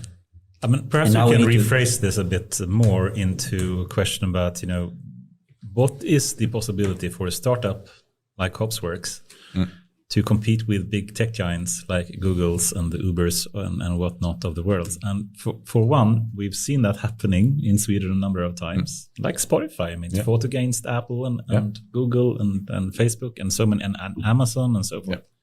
So it can happen for sure. But it must be a bit hard, right? Oh, yeah. What is how can you compete with having like a platform for data and AI with feature stores while other big tech giants are doing that as well? It's a really fair question. I have to handle it with investors all the time, of course, because we have many things going against us. We're not in the valley. We don't have the deep capital reserves here available that they have. In our case, I really think it's just tech, right? Deep tech. So RonDB, which Mikael Ronström developed originally, it's actually the world's fastest key value store. And it's built here in Stockholm, right? And it's been benchmarked. If you benchmark today, you'd be able to benchmark over 1 billion transactions per second. Not just an operation, but a transaction per second. Now, 1 billion per second is a gigahertz. So if you think your CPU chips, they're only going at 3 gigahertz. But the database would be able to do gigahertz of operations per second. So that's one of the things that's quite unique in our platforms. We're really proud of that. And HopsFS it builds on RonDB, sure, but it's actually the most performant hierarchical file system in the cloud, which is kind of like amazing. but we're not selling it. That hasn't, that doesn't lead directly to any business advantage for us. But what has is these multi-tenancy things. So we enables us to be first. Being first in a new space is important, even though, you can say, wow, they came later and they did good or whatever. So multi-tenancy in terms of cloud? Or well, ultimately it's, look, where do you want to store your data for AI today? In the cloud for free, just to get started? Well, you can use the Hopsworks feature store, right? It's serverless and it's there today. And, we have a competitor, two guys out of Uber who started their feature store a bit after us. And they got 100 million in their last round. But they're not serverless, they're nowhere near that. So the answer to how can we compete? I think we can only compete by being better at the tech and then being able to sell our vision. Is that? I don't know if anyone. I'm talking about us personally, right? I'm not generalizing. You have a big advantage, which is that if you have a company that is invested in AWS or Azure or whatnot, you can support them all. That cannot a single cloud provider do because they. Right. I totally buy that. And the example of that really played out that was surprising to many people we're back at Databricks and Snowflake, but go back 5-6 years and everyone said, no. The data will be stored on, if you're on AWS, you store your data on Redshift. If you're on Google, you'll store it on BigQuery. And if you're on Microsoft, you'll store it in Synapse. But it didn't happen that way. Enterprises said, well, I like the idea of optionality that if I buy Snowflake and I'm going to move from AWS, I can keep it on Azure or on GCP, and the same is true for Databricks. So I definitely see that as something in our favor. The other thing in that point is for feature stores, AWS and Google, they're really just using as an upsell. So they say all your data has to be in BigQuery to use our feature store in Vertex. Or if you're in SageMaker feature store, all the data has to be on Redshift to use it, or S3. Which pisses people off, of course. Well, especially if you're a Snowflake or Databricks person. If your data's there and you're happy and you're fine, you can go ahead. But, if some people think, well, this could be vendor lock-in, but I think for really large enterprises, they're going, well, my data's spread out. And they're saying, and if they say, well, the solution is put your data in our data lakehouse first. That's what I mean. Before you can use it. It's a pain in the ass to get there. It's not always possible because many teams, you just can't move for whatever reason, So, I think that's something, and it's an interesting space. Feature stores. We were first. We released the first open source feature store, and we were the first commercial feature store as well. And a lot of firsts. But what happened, because the space became quite hot, there were I can think 4 companies who raised over $10 million in the States to build feature stores, and none of them are there anymore. So it went pretty quick. We had Spice Machine, Cascada, Rasgo, Molecular. And they're just in America, you go, okay, your Molecular, $17.5 million at Rasgo just to build a feature store, boom. And then they realize, actually, this is too hard, so we'll have to pivot and do something else. So we need to get to that whole story, what it means to get VC and in Europe and Sweden and all of that. But just to end this conversation, to flip it, we've all heard those type of statements. Who are Google or who are the big cloud vendors really afraid of? Are they afraid of a big giant, or are they really afraid of the start? The logical choice is what will happen is that someone is really doing something fantastic in a niche and that explodes. I think so. The logic here is also what is in a way, it looks on paper as the worst, disadvantage in terms of, muscle is actually the nimbleness and something else, and being super niche, being able to pursue something that you need to flip that to the main advantage. How do you? I think every company goes on a journey in terms of getting customers, right? And you may have heard of this classic one that you have the early adopters, the innovators, and so on. And feature store is still at the innovators, early adopters phase, right? So the main companies, you take large companies in Sweden or whatever, they're not. Most of them aren't looking at feature stores yet because they're still trying to understand AI. They're just at the kind of the exploratory phase. So I think for us to find those type of companies, we typically go outside, even outside of Europe. We have customers in the States and in Asia and in other countries. So there are some in Europe as well, of course, and in Sweden we have customers in Stockholm. Yeah, so you're literally looking on a global scale at customers who has come some way on their journey in AI. Yeah, and actually, funnily enough, the other one is that it's a hard sell to VCs. You kind of go, well, they want to see patterns. They want to see repeatability. And you say, well, I've got customers in insurance, in gaming, in betting, in in healthcare, in finance, in retail, and employment agencies. It's just like what they got in common. I say, well, they have data, and they want to do AI, and they want to plug them together. That's it. It's actually not more complex than that. No, it's just another way of slicing the segments. Yeah. I mean, they all face the same challenge, which is, how do we get our teams to work together? How do we share the features? And how do we connect the data to the models, I think before we close the story about, how a startup can actually fight against big tech giants, I think, one really strong opportunity you have is actually that you are independent of the tech giants. That in itself, I think, is a really good value. That you have good tech, yes, but that I don't think is the most sustainable way to win. I think another way to phrase, how you started can win, and I'm going to paraphrase Daniel Ek. This is back in 2014 or something, and Apple was just about to launch their new third version of their music service or something, and they've been spending a lot of time and engineering on it, and everyone in Spotify was super scared. Shit, tomorrow or next week they're going to launch this thing. We're going to be bankrupt in 1 week or something. And they launched something, and it turned out to be, it wasn't that innovative. It wasn't really shocking. They basically copied some, existing services that are out there, and then it was nothing new, and then everyone relaxed. But there was one thing that Daniel Ek said that I knew, or it actually removed a lot of anxiety for me. And he said something, I think, very profound, which is that the company that can move the fastest is going to win. Spotify at that time had much more engineers working on a single service, which was a music streaming service, than Apple did, than Google did, than Amazon did. And even if they next week launch something that will have a new innovative feature that we haven't thought about, we will still be the fastest company to engineer and build a new feature. So we can take that, we can do other things, and we can move faster. So the company that moves the fastest can win. And I think that is really the strength of a startup. Startup can move so much faster than a big tech company can, I would argue. Would you agree? I agree 100%. Everything you said resonates so completely with me, Yeah.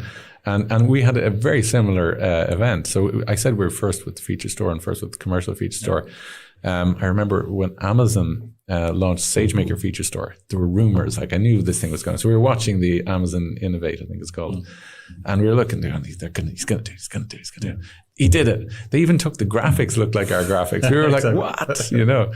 And then what we were most concerned with, the only other feature store that had been released was Tecton, and we were using the term feature group that Uber used to describe a table of features, and we said, what will they use? Because whatever they used, everyone else will use, and they used our terminology for features. We're like, yes.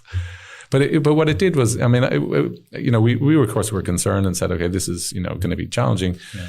But we were creating a segment, right? This segment didn't exist. And this was like validation of the segment. Mm-hmm. Now the segment exists. Now the big enterprises are going here. So you because as an entrepreneur, you have to kind of bet against the grain.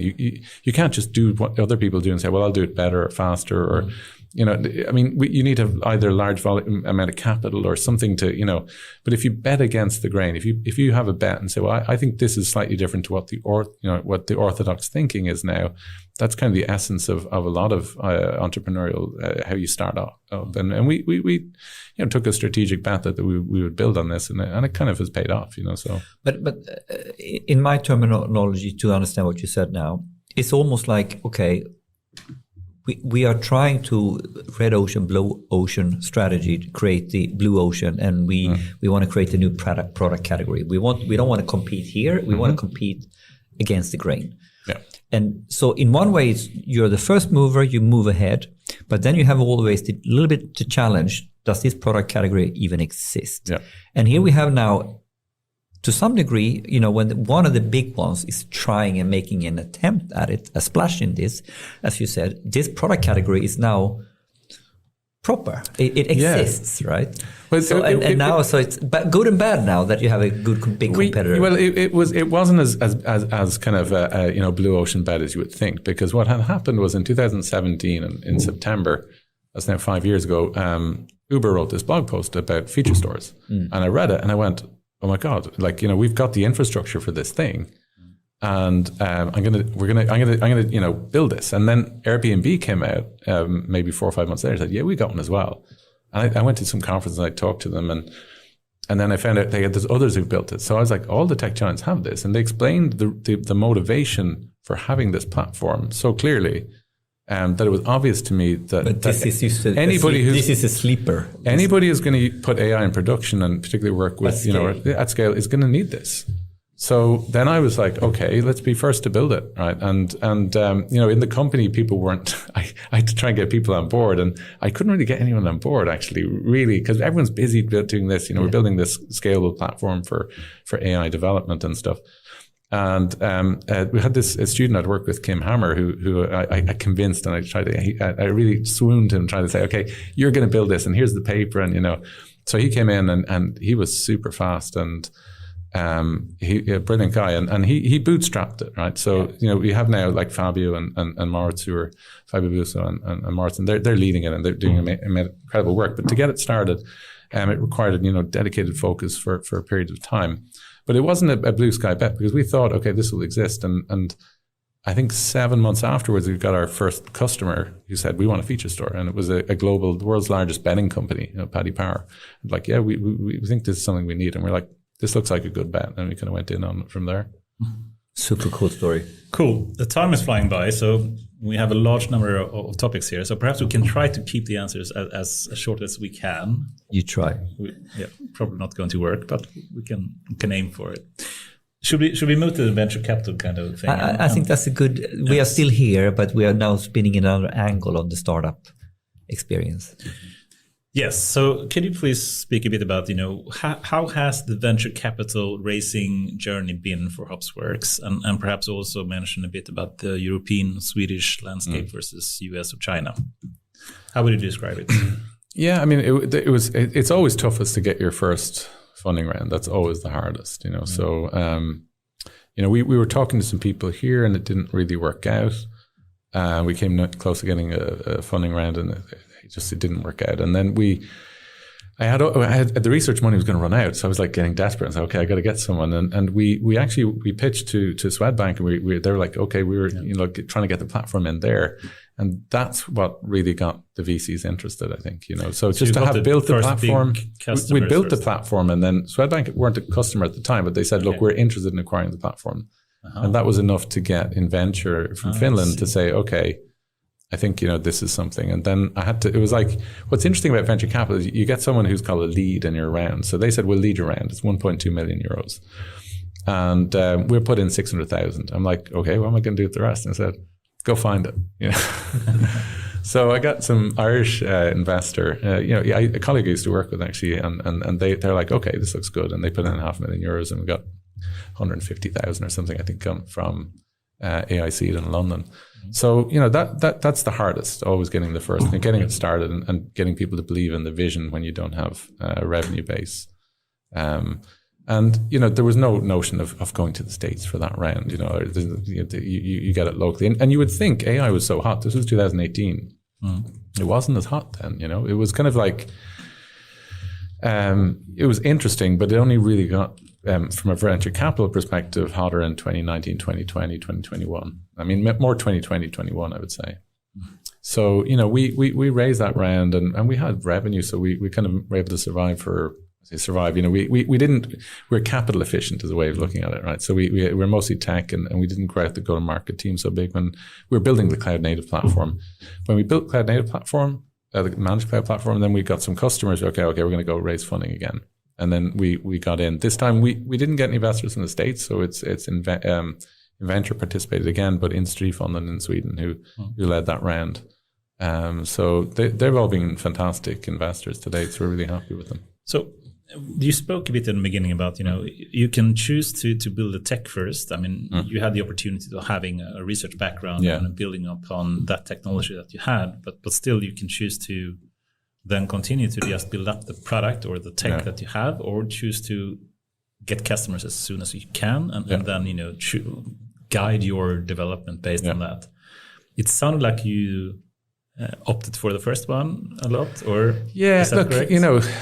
There's different ways. People would say you should always, customers should decide what you're building and so on. And but Steve Jobs never said that. He said customers don't know what they want until you show it to them. And at some level, we did bet against the grain, and we said, that we would sell the platform on premise to customers like Swedbank and so on, and that was the pitch to investors. And then we said, well, we by the way, we have to build a cloud managed version because there's no long-term future if we don't. And I don't believe that there is. I think you can see a lot of these enterprise companies who primarily sell on-prem, like Cloudera. They're not the future of enterprise compute, I don't think. So, it depends on your product. I mean, there's no one size fits all. I can't give advice to people and say you should do what we did, because I think we were looking at longer term trends and said, well, we have to be here if we're to be relevant. Yeah. And so we ran to get to there. Yeah. But would you do anything differently if you were to be back in 2018, 19, something, when it comes to investments or venture capital? I think we got lucky with Inventure. They've been a great partner for us. There's always small things you can do better. And I think one of the challenges you have, we talked about America with the States, I'm a professor at KDH coming with a team of 11 engineers, and the Databricks guys came out and they, I think, got 80 million within, and we're getting 1 million. So there are challenges, If I had a big pot of money, I think we would have done things differently. We would have just gone cloud native. So you would say it's much harder, like startup or capital scene in Sweden and Europe than US? For what we're doing, but what we're doing is enterprise AI, and I think historically that has been the case. I think it's changed a little bit recently, and I don't want investors to get annoyed about this, and European investors, but there has been more capital available for these. Like in Europe, we've had platforms like Elasticsearch from Amsterdam, Neo4j. We have MySQL from here. These are all enterprise data platforms. Swedish ones. Yes, impressive. But they've all had to go to the States. They all had to move there to get the money, because that's but where it's really. I get frustrated with this because this is leading into a segue. Let's not go there completely yet, but it's leading about what are we doing right and wrong in Europe. But if we let's stay here. Is it important for you, or how do you think about focusing on really wanting to have European investors and building a true European powerhouse versus it's not feasible. At some point in my rounds, we need to get to the States. How are you reasoning around where the capital is coming from? I think capital is one thing, and then we need to be more in the States in terms of customers. That's absolutely what that's But in terms of capital, I think companies, it's global. The market is global for capital. If you're to raise money in the States or raise it in Europe, it's a little bit more work in the States, but you just pay someone to do it. So, I don't think companies prefer one or the other. But flip it. Do we consider Databricks a Swedish company today? Or Spotify. Or Spotify, to be really brutal, right? The Swedes love Spotify. Or H&M or Volvo or whatever. Yeah, but I think now we are talking this tech scene, and we are talking a little bit like in another way of a brain drain of startups that is ultimately it gets owned. There's one easy way to find out where's the headquarters. Yeah. Where's the headquarters? And if the headquarters is in Sweden, it's a Swedish company. Yeah. And I mean, I'm not sure that's perfect definition. For MySQL, where I used to work, the headquarters was in the Valley, and that's where all the money went, and all the tech was here. All the tech. So the ethos and spirit of the company, because there are Swedes in the Valley running it. But just to give an example, I think H&M, for example, a lot of people consider that to be a very Swedish company, and it's turning, in my view at least, to an increasingly Americanized kind of company, which I think actually Spotify has done as well, and a lot of other companies. I think that's really sad. I think there is a value of having like Swedish style leadership in a team. Would you agree that that's a shame that so many like Swedish companies that started out at least in Sweden are turning out to be, you know, more and more American type of companies? Well, I saw it when I was at MySQL as well, you know, that Swedes would come up to leadership positions and not feel comfortable because there was an American ethos being pushed. Yes, exactly. Because we don't have, and we don't, in our company, we're totally Swedish in that people tell the boss, like, oh, what are you doing? It's stupid or whatever. The notion that decision-making comes with your authority, with your position, just is anathema to us, you know. So I think it's a fantastic way of organizing people around a common vision to build something. And then the question is that after you've done that, and I guess this is the problem with shareholders owning and running companies, is shareholders kind of ultimately decide, you know. And the journey that companies make when in the venture capital route is that ultimately the shareholders are not always going to be from Sweden, and then they'll be like, okay, well, who's going to get the most value for me out of this company? And if they think that, and then there's a historical precedent, say, well, they took in American money, they went with American culture, worked for them, so you should do the same. You know, to say that you're going to, you know, I can do it better because I'm smarter, and you've no historical precedents to prove that, then it becomes a harder sell, and you pick your battles. So, you know, is it important that we are sort of driving? I mean, like, it's like a little bit like I get 100 million here or 100 million here, American money, Swedish money, you know. It's Swedish money's better, right? Like right now, if you're, you know, European investor money is probably better because Americans, you know, their VC money, they you know, we eulogize the fact that they'll take bigger risks, you know. But they'll also burn it straight away. They're like, I don't want to have anything to do with you. And I'll ask you to. This is not fair to ask our founder, but from a societal point of view of Europe and Sweden, that we are sort of lacking tech hyperscalers. Let's call it that. Yep. Truly European tech hyperscalers. You know, this should be our, you know, treasure. This should be our crown jewels. And we're not taking care of them. And you know, and so as a founder, you just want to survive, so you get the money you can get. But, you know, this should be of societal European concern, in my opinion. 100%. This is a question I'm very engaged in. Let's talk about this one. I mean, so if it were the 1800s and you were building out railways in the States, and the British were building them out and said, okay, we're going to build your railways. By the way, you're not allowed to drive the rail cars. We run them too. You can sell some stuff. You can have the coffee shop in the middle. We'll keep 30% of what you sell from the coffee shop in the middle. That's where we are in terms of, because society is digitalizing. We're building digital infrastructure, and we do not own or control or have any clue about the cloud infrastructure that's powering this digital society. Europe has nothing. And okay, we are almost transitioning in a topic now. Do you want to frame it? I was so eager to go to another topic, but okay. Okay. I think it's a great topic, and we got Jim started on it. I'm sorry, that's my fault. Great. I love it. You pushed me. I did it. Keep going, Henrik. It's fine. Yeah. So I think I had to talk in Berlin actually in April, and there's a lot of people from the EU there, and I've talked to people in the EU at different levels about this, and they mean good, right? But the problem is the accountability and the way we dish out money in the EU. There's a lot of money goes into some projects, but we're not allowed to do what the Chinese did. What the Chinese did was they said, right, Huawei, Alibaba, I think there's one other cloud, I can't remember, Tencent or Baidu. Baidu. Sorry, those. Actually, Baidu were the ones who bought Flink or Verica. Okay. No, it was Alibaba. My God. Anyway. I think it was Alibaba, yeah. It was, yeah. So they just said, here's our winners. We're going to pour the money in there, and now they've got their own cloud infrastructure. And Europe, because we're not, the Commission can't put 10 billion into a company. It's just not, transparent. And how do you pick the country, So, but this is a problem, right? Because even if we go to lower, like national levels, Vinnova. Yeah. All right. And we are dishing out Vinnova money in the hundreds, when it needs to be in the millions to do.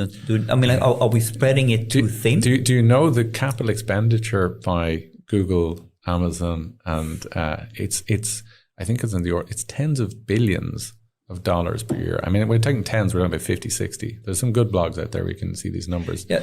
And the EU thinks, their biggest flagship project is 1 billion spread over 500, institutions. This is the problem, right? So even if it's 1 billion, because it's diluted, I would argue now, I'm using a language which is provocative.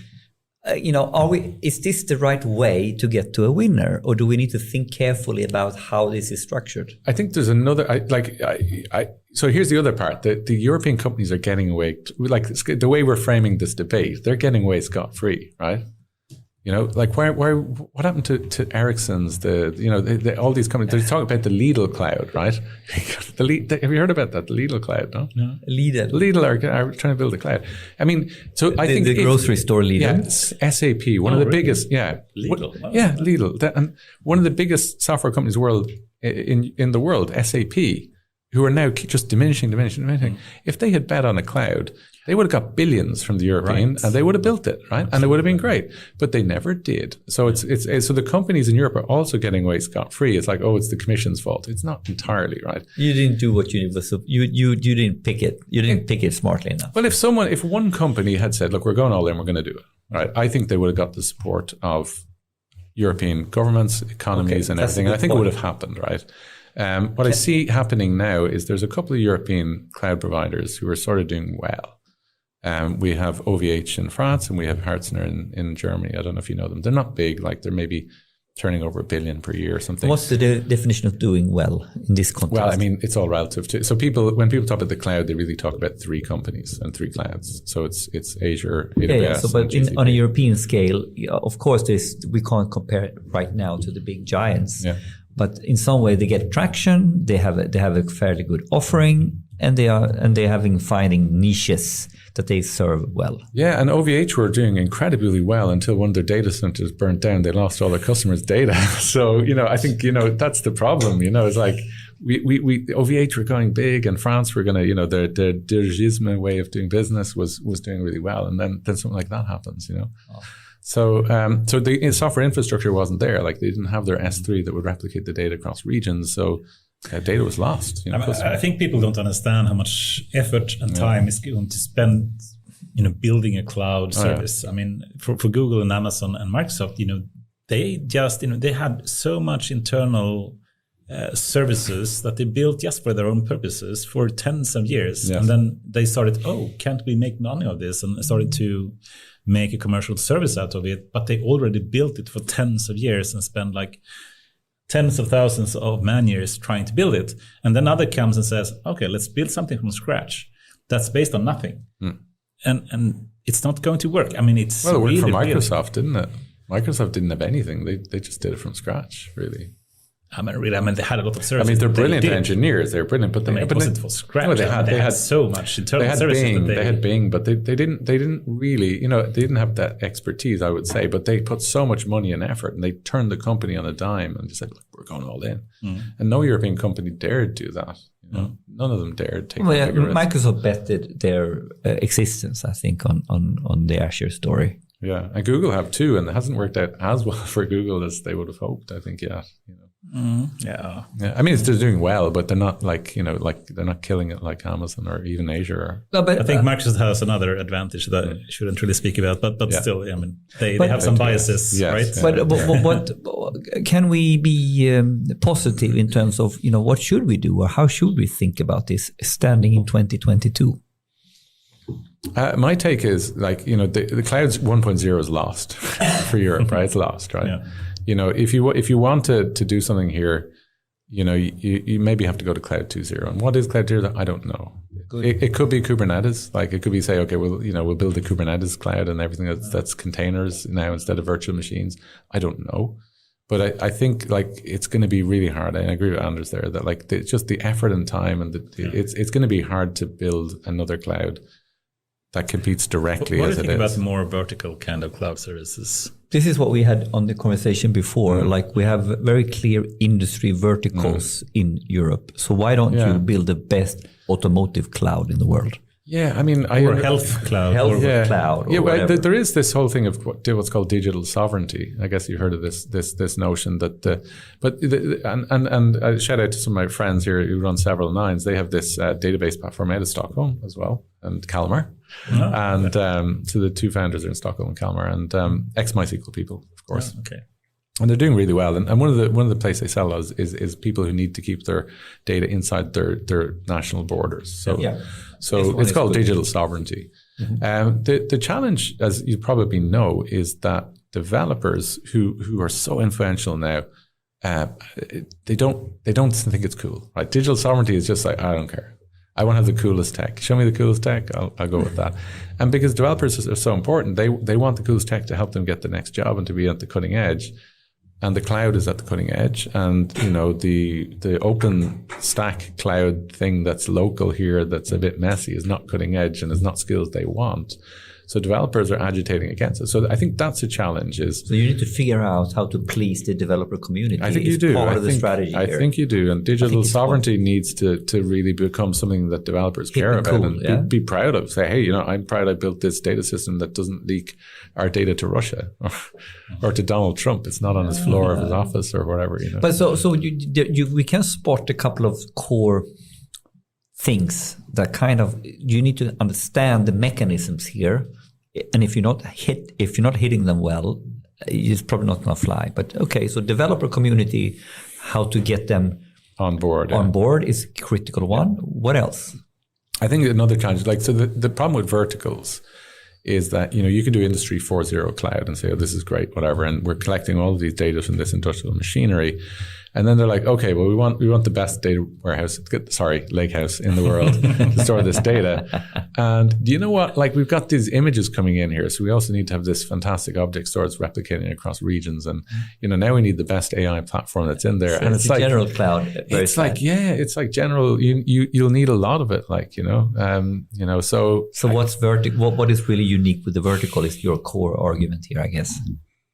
I mean, look, I'm not saying there's none, but I'm just saying that often you'll find that, like, when the data has value, it kind of leaks out to that people more and more ways to process it, store it, and get value from it. And it's hard to do that in just a niche.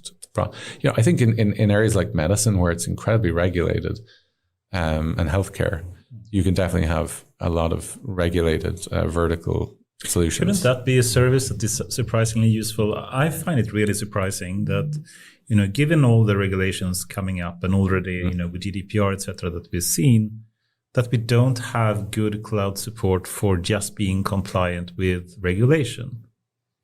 It's hard to do when there's only 3 clouds to choose from, and they're all governed by American law that says they can access. So isn't that the USP to have that the fourth cloud that is completely built ground up by design for the AI Act and for GDPR? Absolutely. I mean, like, I kind of I like it as well. You know, whatever, right? It suits our public sector. It suits our, you know. Yeah. I mean, Europe is going all in being, you know, the AI for good, or whatever we call it. What's the motto? I mean, it's so different ones, but being some kind of sustainable ethics, human in a loop kind of or human-centered AI. There's so many kind of different mottos here.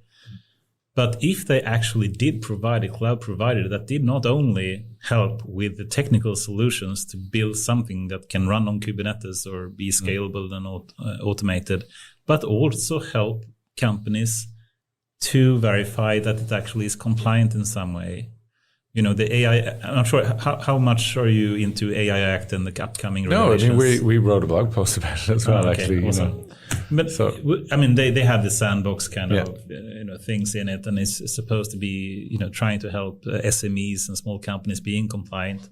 I'm not sure that works without actually having a proper service helping that. Saying that each country has to do that themselves, I don't think is a sustainable way to do it. Wouldn't that be a big opportunity for someone to? I think it is a huge opportunity, but what we see often with startups is, we saw it with GDPR, is it helped the big companies because they had more money for compliance. We say that all the time. You know, but if you're nimble and you base your strategy on it as a company and say, look, we're going to be the AI Act compliant platform from day one. Yeah. The Americans will be slow because they're not interested in it. It's too far away. And Europe is just one small market. But then you have the issue also. It's just like the smoking ban, right? I was in Berlin, I said, in April. People are still smoking in pubs there. You know, like how many companies are not compliant with GDPR right now? They're just kind of like, you know. we're not big enough to get swatted yet. So we'll just kind of let it go. So I wonder from day one, how many companies will say, okay, maybe I think the big ones will care, of course. But, they care about GDPR as well. And like I know with Spotify, for example, it took them a while, let's just say. I'm keeping my mouth closed. Now, what I do know it took them a while. But like, it's when I say it took a while, it's like they weren't, I'm not going to try out accusations here, but like that's, I think, what happens a lot of the time. Practicality. Yeah, it's like, we've got data on 100 million people and you're asking me to delete it, but I'm in a database that's append only. What do I do? Exactly. It's like. But this story goes somewhere that you can also, what is very useful to have an act that no one really understands what it means and how to interpret it, or how to be compliant. Maybe if you take that imagination and stretch it to, well, we need to have a service, and all of a sudden you end up that if you truly want to drive the AI Act in Europe, well, then Europe needs to pay for the cloud. As a European Union, and God forbid to have a state or union-owned startup. I'm not thinking that's yeah. But the trajectory, if you want to execute on this law that no one understands, you kind of end up here. Maybe, I don't know. But it's like everything. You have all the layers, right? And if you're just deploying on AWS today, you're already in breach. There's the Safe Harbor Act between Europe, I think, and the States. We're already in breach of that, right? Like, and how many companies are in breach of that? All of them? I don't know. And do they care? So it's like I'd love to know that with security, that if I as a company turned our strategy and say, look, we're going to be the European AI client compliant, and day one they're all going to enforce it, and then I would be doing it because I know we'd be faster than the others and so on. But there's a part of me that also thinks that it's going to be like the Safe Harbor Act, that people just won't care, and companies won't care, and no one will push it, and then eventually there'll be huge fines given out by the Commission because say, come on, you're not. We'll make an example of you. But at that stage, Americans will be all in and say, oh, we need to do this now. So I think I totally agree. But it's like, and if I had bags of capital in reserve to go with this strategy. Wouldn't it be an opportunity for Hopsworks as well? Yeah, I totally think so, yeah. And like I mentioned several times, that this is part of the strategy, is what they do, is how they differentiate themselves. I think, but also like for a company like us, we could go for that, but then we would suddenly be painted as the niche kind of platform. It's like you're not. I think you need to be a little bit careful in how people perceive you. It could be an upsell, just Is it an upsell or is it your main core? But here's the other thing, right? How many of our customers are in Germany? I can say Germany 0. They're not as advanced in the use of IT as Americans or many other countries. Or they have a really strong regulation in Germany as well. They do, and they love open source, and they love not paying for software. So but I mean, so there are other considerations.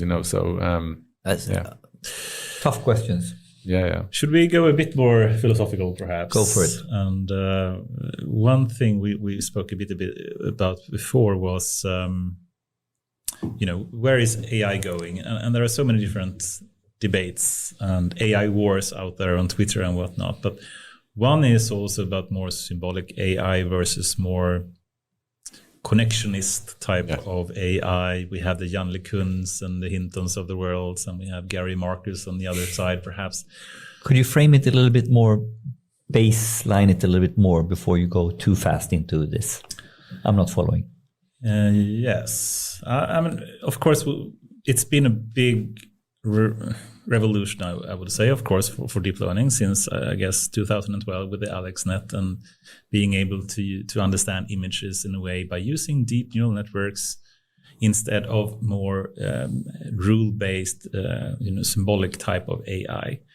And after that, it's been a continuous thing after another of using AI and deep learning for text, for images, of course, for videos, for audio. And it's also for reasoning and playing chess and Go and whatever kind of games and so many genetics. Genetics, AlphaFold 2 and whatnot, solving genetics for that protein folding, one after the other. But still, a lot of people are claiming that, of course, things are missing from deep learning. It's not the only solution to have AGI and we need more things. What's your thoughts about this? Do you think? Yeah, okay, I'll leave it at that. What's your thinking? I'm definitely not in the symbolic camp. So Gary Marcus is not who I follow on Twitter. I see him carping. You can still follow him. No, I see his carping on the sidelines, and I'm kind of like, whatever. Yeah. But I'm a big fan of Hinton. I loved when I was younger, and in an academic, Hinton was like, wow, this is the best guy. And now since I'm more in industry, Jan LeCun is actually, I've switched a little bit more over to a lot of his line of thinking. Yeah. As well. But in any case, I mean, some of the things that have been really interesting, I think. If we take a very simple kind of journey, right? So deep learning came out, and we had deep learning networks that were able to do single tasks like image classification. Yes. And then we've seen GPUs, obviously a way to accelerate the training of these networks. So we didn't have the data, we didn't have the compute, and now we have those.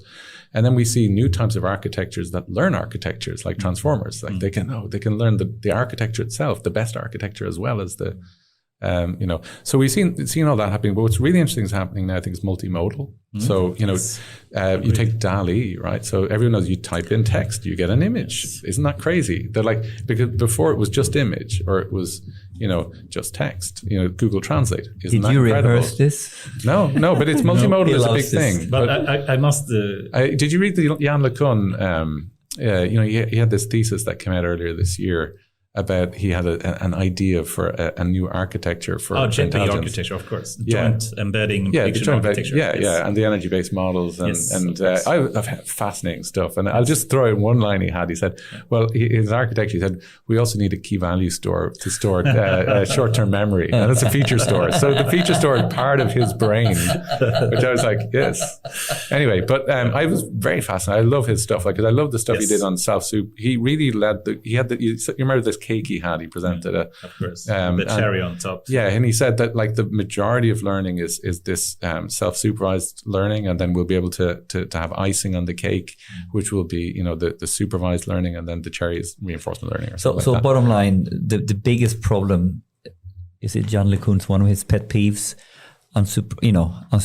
Self-supervised learning is the next thing we need to really solve in order for to make the next leap. Is that a way to summarize? I think that's a part of it, right? I love the way he talks often about he relates it to how humans acquire intelligence, right? And he always has there's this French pediatrician, I think, who has this model of the acquisition of intelligence. And he uses that as kind of a motivation for how things we should go. And I think we're doing a lot of really good stuff in self-supervised learning, and you're seeing a lot of progress. Multimodal, on the other hand, is kind of like still, we're still out there. It's like we put two together. We have one task, now we're at two. I saw a really cool one was Tesla. I don't know if you saw this, Anders, early in the year.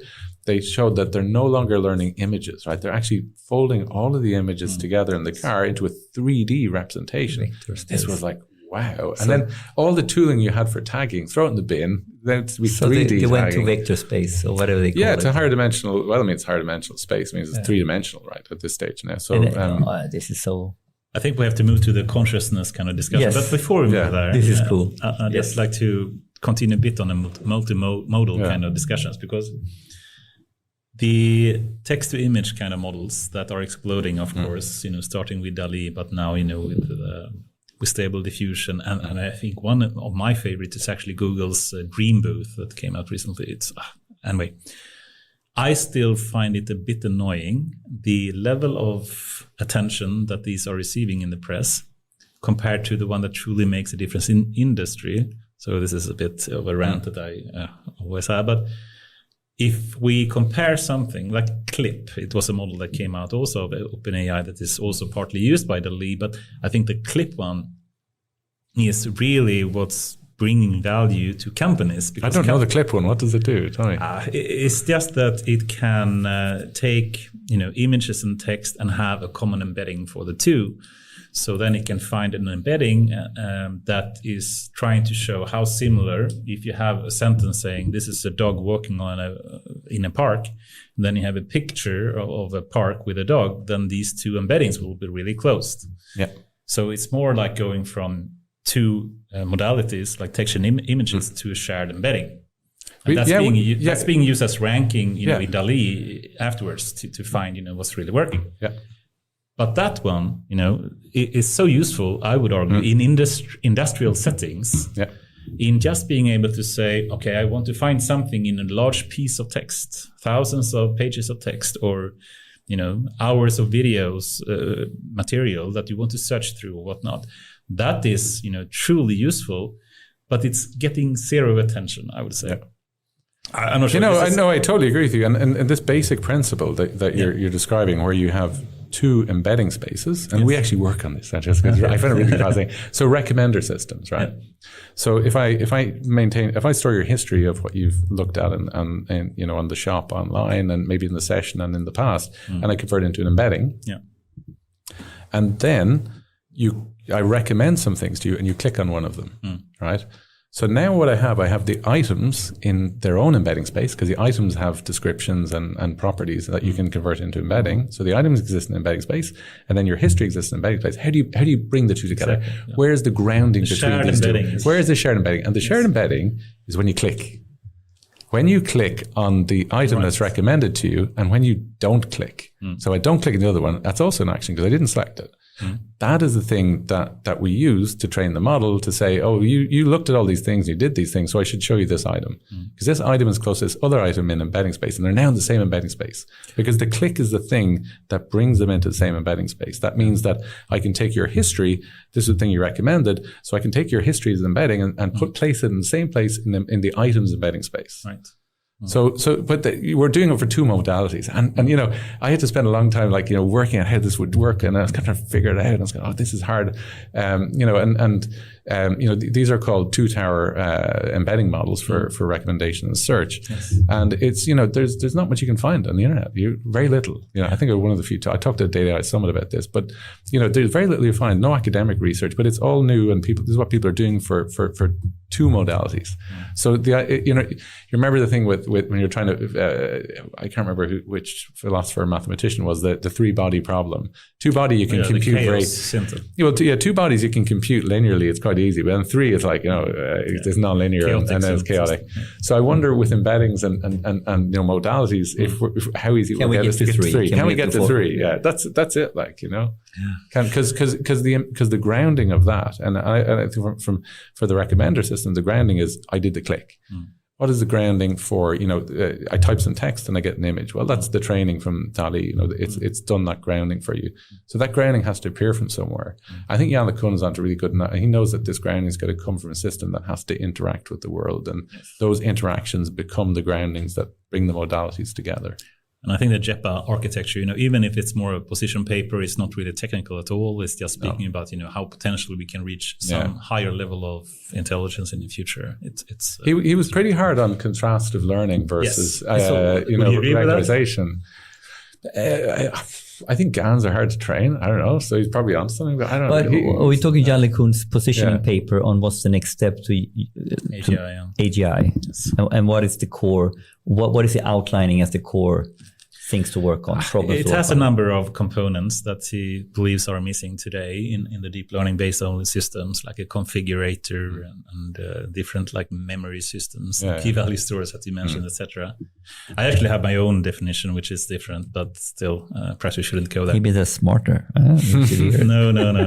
Of course, he is my hero for sure. So after work, we're gonna kill him and put the real smartness on. No. He's great. He's telling people like it's a big thing to go out and say, look, contrastive learning, you probably shouldn't be looking at this. And you can there's thousands of armies of PhD students in AI who are saying, I'm not going to do contrastive learning now. And he's really moving. But he's been right for, I think he's been right with self-supervised, he's been right with convolutional nets. And so I think people are kind of trusting his judgment. So basically getting hints, where is the value to go further? And Hinton has been incredible for a long time. And then he came up with, you remember the capsule networks? Yeah, and it died out. It died out because they weren't computationally feasible. Because he's not a systems guy. So he didn't realize this couldn't be parallelized because he had a bottleneck of voting.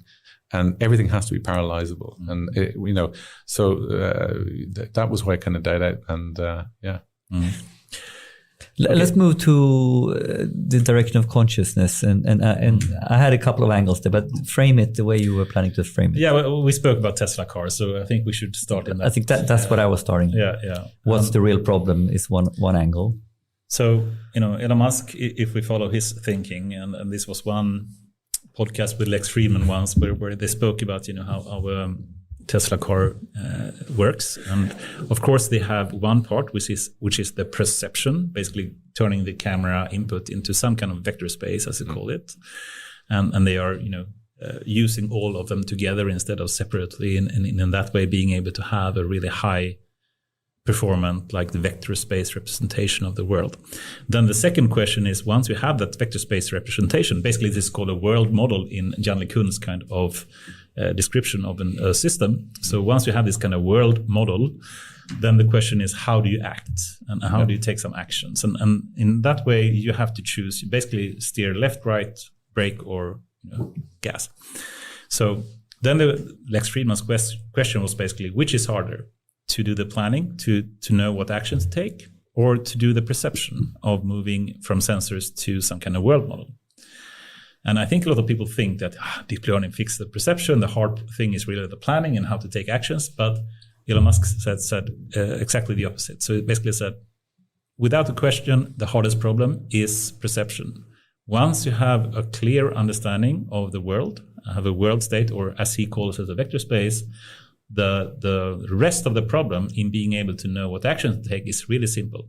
And he made a really simple analogy with that, saying, well, just take GTA, the game of Grand Theft Auto. That has, is rendering the world. So it knows exactly the world state because it uses the world state to render something. So it knows exactly how the world state is. And then the question is how to move the cars around autonomously, which there are a lot of them doing in GTA, which is super simple. You can just have a single rule-based system if you want to. And that's efficient enough to know how to plan and take actions. So what he said is basically, okay, it's super simple to take an action. Okay, given all that, it's just the framing. The question becomes then, also given perhaps what Blake Montague and others said, before, that the Lambda system that Google had is conscious and sentient, and potentially that it should be getting human rights. Human rights, yeah. We shouldn't move there. We're digressing. We're all here. laughing about it. So. Yes. But still, the question then is, what is really consciousness? When does a system become conscious? And potentially, I would argue at least, that Tesla car is conscious. But it's a very narrow context. It is nothing like the general type of consciousness that a human has. I would even argue that potentially a chess-playing AI is conscious, but only about the game, about the current state, and about what actions to take. And it's extremely narrow. Just as we have narrow AI, narrow intelligence, and more general AI that can work on any task, you can potentially be narrowly conscious about a very, very simple world. We've been exploring this with a couple of... We came up, after, you need to drink 4 beers. Then you can come up with a new... another beer. New definition. So narrow consciousness, right? Is there such a thing? How can we... And we started this conversation with Fredrik at the robotics, Mr. Robotics in Sweden. Right, yeah. So, I think I agree with you. Consciousness is a spectrum. I think we can agree on that, right? It's not I would argue that chimpanzees are conscious to some extent. They can communicate and many people argue free will is the term. Where do you draw the line? Free will. So is a chess thing free will? I don't know if that's... Are humans real? Does human have a free will? I don't. I know. We know the answer to that. Depends if you're married or not, right? Touché. But no, I think like if we because you gave the example of Tesla, I think it's really interesting, and I'm going to shout out to Martin Nielsen at Rice, who's been doing incredible work on the brain, and I've talked a lot to him and Sverker Janssen as well at Rice, and we've had a lot of interesting conversations about mostly about brain function and not so much about consciousness per se, but one of the things that Martin makes point of is that at the higher level in the brain there is definitely linear operations happening, and this is when Elon Musk says, oh, once you have a world model, it's easy, you just then make a rule-based system and so on, but there is a gap between are sub-symbolic and the Gary Marcus symbolic world. And the brain is definitely getting up there. There's something happening up there. And there's definitely multimodality coming in because, data is coming in, it's being sensed and it's being represented in some way or form. And that data is being brought together. And, a lot of people will make fun of do you know this guy, Jeff? He invented the Palm Pilot. He wrote some books on consciousness. What's his name? Jeff something. Anyway, I read a couple of them. I thought they were actually quite good, right? No one takes a stab of what the brain is. And he believes that the brain has, he said it many times, that there is one mechanism, which is evolutionary mechanism, which is the neuron and how they communicate and so on. And the brain has just grown by replicating that mechanism. It's not like 5 million different types of neuron cells doing 5 million different things. There's this, and I think it was Werner Mountcastle who came up with this thesis, right? But what we can see is that there is emergent behaviors at different layers in the brain. And that emergent behavior comes from many different sources. So you've your multimodality data and like I may be talking to you and I'm not taking in my surroundings, but that information is getting there. And then a signal comes and my attention suddenly focuses on that because it's gone up from my subconscious, but it's registered to my subconscious. What does that mean? I think that's where we don't know. What does it mean it's left my subconscious to my conscious, right? The magnifying glass is a good one. The flashlight that kind of shines around and, the flashlight might get pulled here or there. And we say, well, you're not conscious because the flashlight pulled you there. Yeah. But you can pull the flashlight back, can't you? If you want. Yeah, and for me, consciousness in free will is pulling the flashlight to where you want to put it, and the ability. And why you do it might be, why do you do it? I mean, it's a good question. You might do it because you were trained to do it, or you experienced something, or whatever. But if through an act of conscious free will, you can move the flashlight to where you want to move it, to me, that's consciousness. If that makes any sense. Yeah, but it's the tricky part here, I think, is. We all know, right now we're in the state of fairly narrow problems we're solving, and we are getting within that narrow space quite intelligent. And then you can take the sort of AlphaGo example where sort of moves were made that hasn't been made in 2,000 years. Then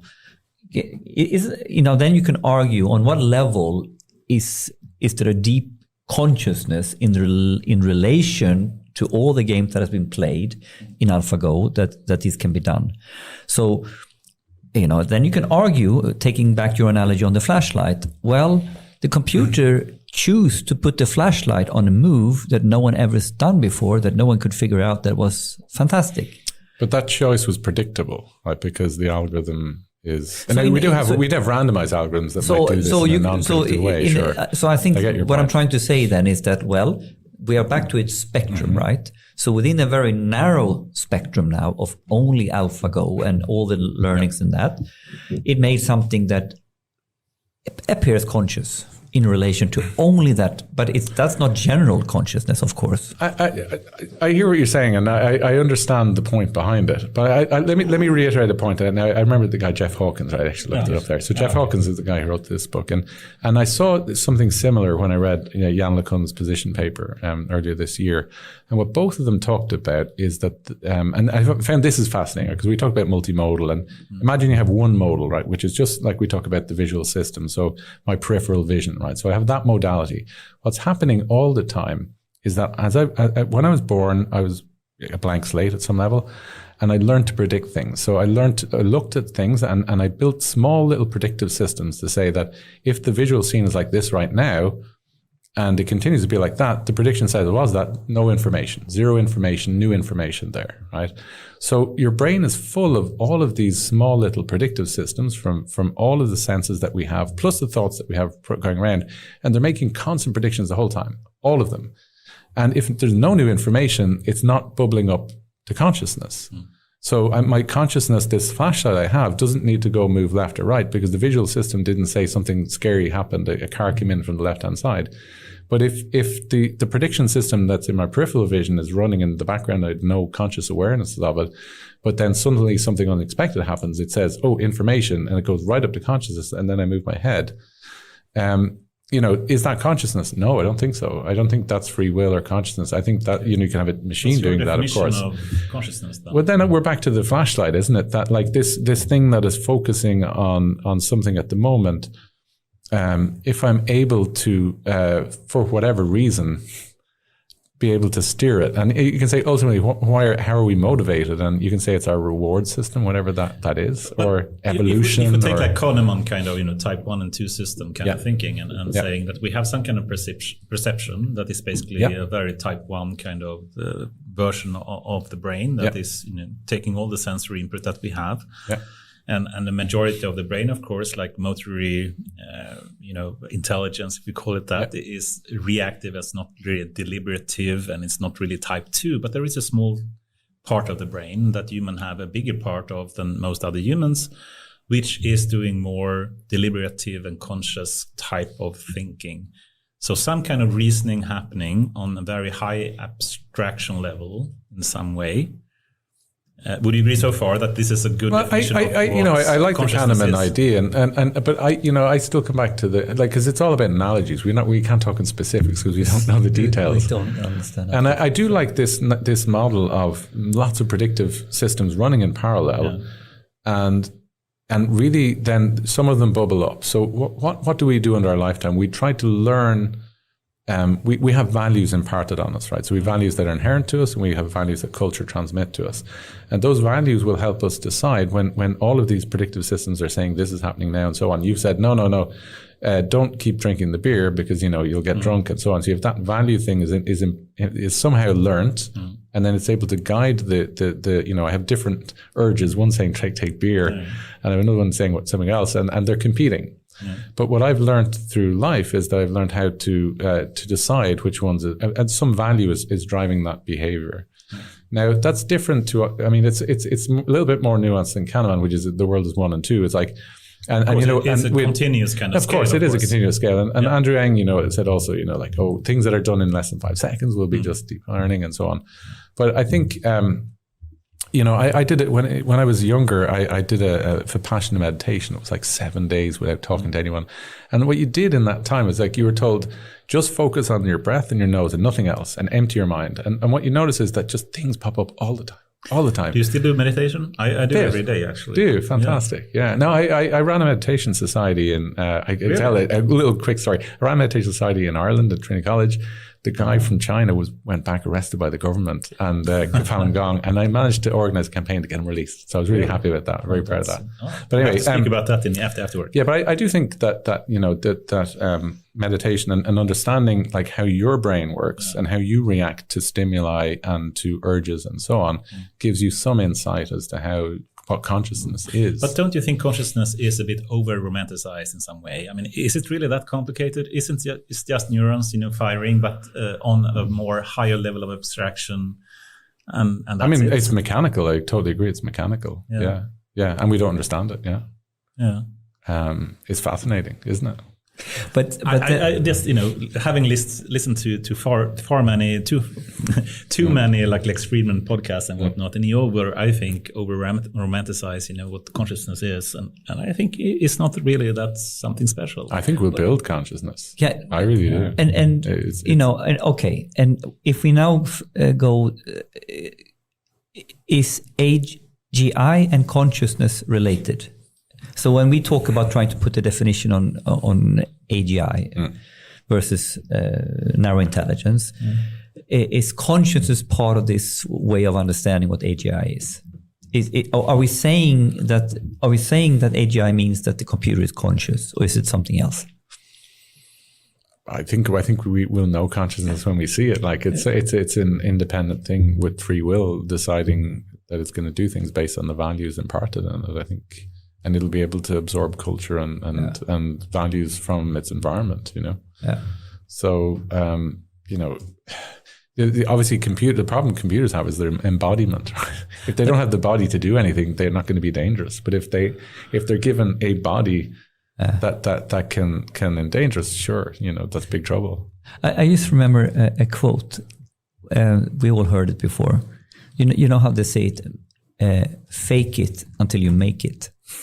So, with GPT-3, we are faking it, right? So keep faking it until you're making it. Is that how we get to AGI?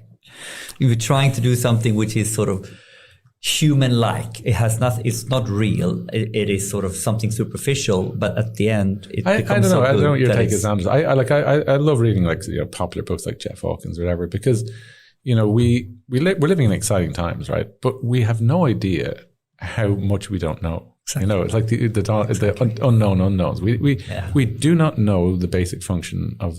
We know some things about the brain, but we don't know. So there's so much we don't know. Exactly. And I don't know. Do we need to know the brain to be able to build conscious AI? I don't know. I don't think so. I think it's mechanical, I think so, yeah. but we still know that there's a lot that's missing. Yes. And we don't have any general theory to guide us. It's been all engineering, which is kind of cool.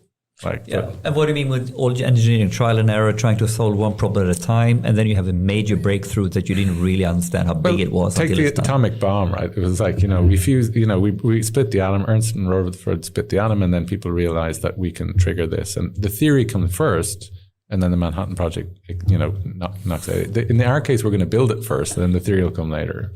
Yeah, it's the Roman bridges. Okay. They could build bridges and arches before the math was there. All right, there you go. And I think it probably will be something like that, yeah. I suspect. I don't know. I might be wrong. Maybe someone will come up with some great theory. So it's engineering-led that we will build a fucking bridge and then the mathematicians will work on it. Well, so far it's been like that. For 1,000 years until they can prove it. You don't know. That's the kind of cool thing about a space like this. You don't know, Yeah. I think what's cool is that when you see something really innovative, a lot of people will be in denial for a long time. And, it's hard to let go of your firmly held beliefs. And that's something that you really have to train hard at. But maybe that's a little bit what I meant with fake it until you make it. We will make things more and more smarter and intelligent. And maybe we will have done something we didn't realize that we are beyond the threshold sort of thing. We use progression, and then one of them progressions is a leap. And we have been doing them. We continue in that trajectory. And all of a sudden, we realize later, oops, the real switch was... 2 years earlier. We didn't realize this. Yeah. And then it's too late. Cool. The time is flying away. I think we need to wrap it up a bit. We're on some sort of record time going. Oh, sorry. It's amazing, Jim. Great fun. Jim, what's next in your life? What's next in Hopsworks? What's coming up in coming months? Yeah, I'm teaching a course actually, large scale machine learning, deep learning at KTH. Yeah. So I'm back teaching. Open course or just? No, it's at the university. It's master's level course, so that's kind of cool. But you're back teaching? How? Yeah, well, because I've been on leave from the company, and then with the company, we're, it's really about Anders, like the challenge of like really breaking through, and it's a new segment, and we really have to. Execute. It's like, we've been working like on new ideas and new segments, and now it's about execution. That makes, it's a lot of product-led work, and I've gone more, we've had a GTM team in, I'm working more product now these days and marketing and a bit with customers, but not as much as before. So I'm busy. I'm kept busy, It's good. But you're having fun, right? It seems I think so. Cool. Yeah. I mean, it's cool. It's a really cool. Nice, interesting. It's an exciting times to be in the space. Yes, of course. And who knows? Maybe the cryptocurrencies will take over and we'll stop talking about AI. Who knows? Oh my god! Don't swear in church. Let's talk about blockchain, and then you get Anders really aroused. I think him as well. We joked there. I don't think so, but I think it's it's changing the world, and I think it will continue for quite some time. Blockchain or what? No, AI. AI. Come on. I was thinking, we're starting on we are finishing on a high. Was he kidding a bit? No, come on. Blockchain. The whole show was ruined. It will continue to grow. Blockchain. Let's us blockchain skeptics continue speaking afterwards. Okay, Jim, anyone that you would recommend to come on this show? Someone that you would like to listen to? Oh, wow. That's a great question. Martin Nielsen. Martin Nielsen is the person you want to talk to. He's the brain guy. He's a brain guy. And Martin he was a math savant as a child, and he's one of these lone wolves who does stuff in isolation, but he does some brilliant stuff. And Sverker Jansen as well at Rice. Both of those guys are extremely well read about AI, and they have very interesting opinions about movements in that. So either of those two will be really, really good. Give my best if you speak to Sverker. It's a long time since I met him. So they're both kind of very forward-looking people, I would say, in the space. And Martin has done some incredible work on the hand embodiment problem actually as well. So he could explain that in more detail to you. Awesome. Super Thank you very much. And Yeah. thank you for coming to this podcast. It's been a pleasure. And I love to continue discussions now in the after work. Pleasure's been all mine. Thanks. Awesome, Jim. Thank you very Very much. Bye. Thanks, Alan.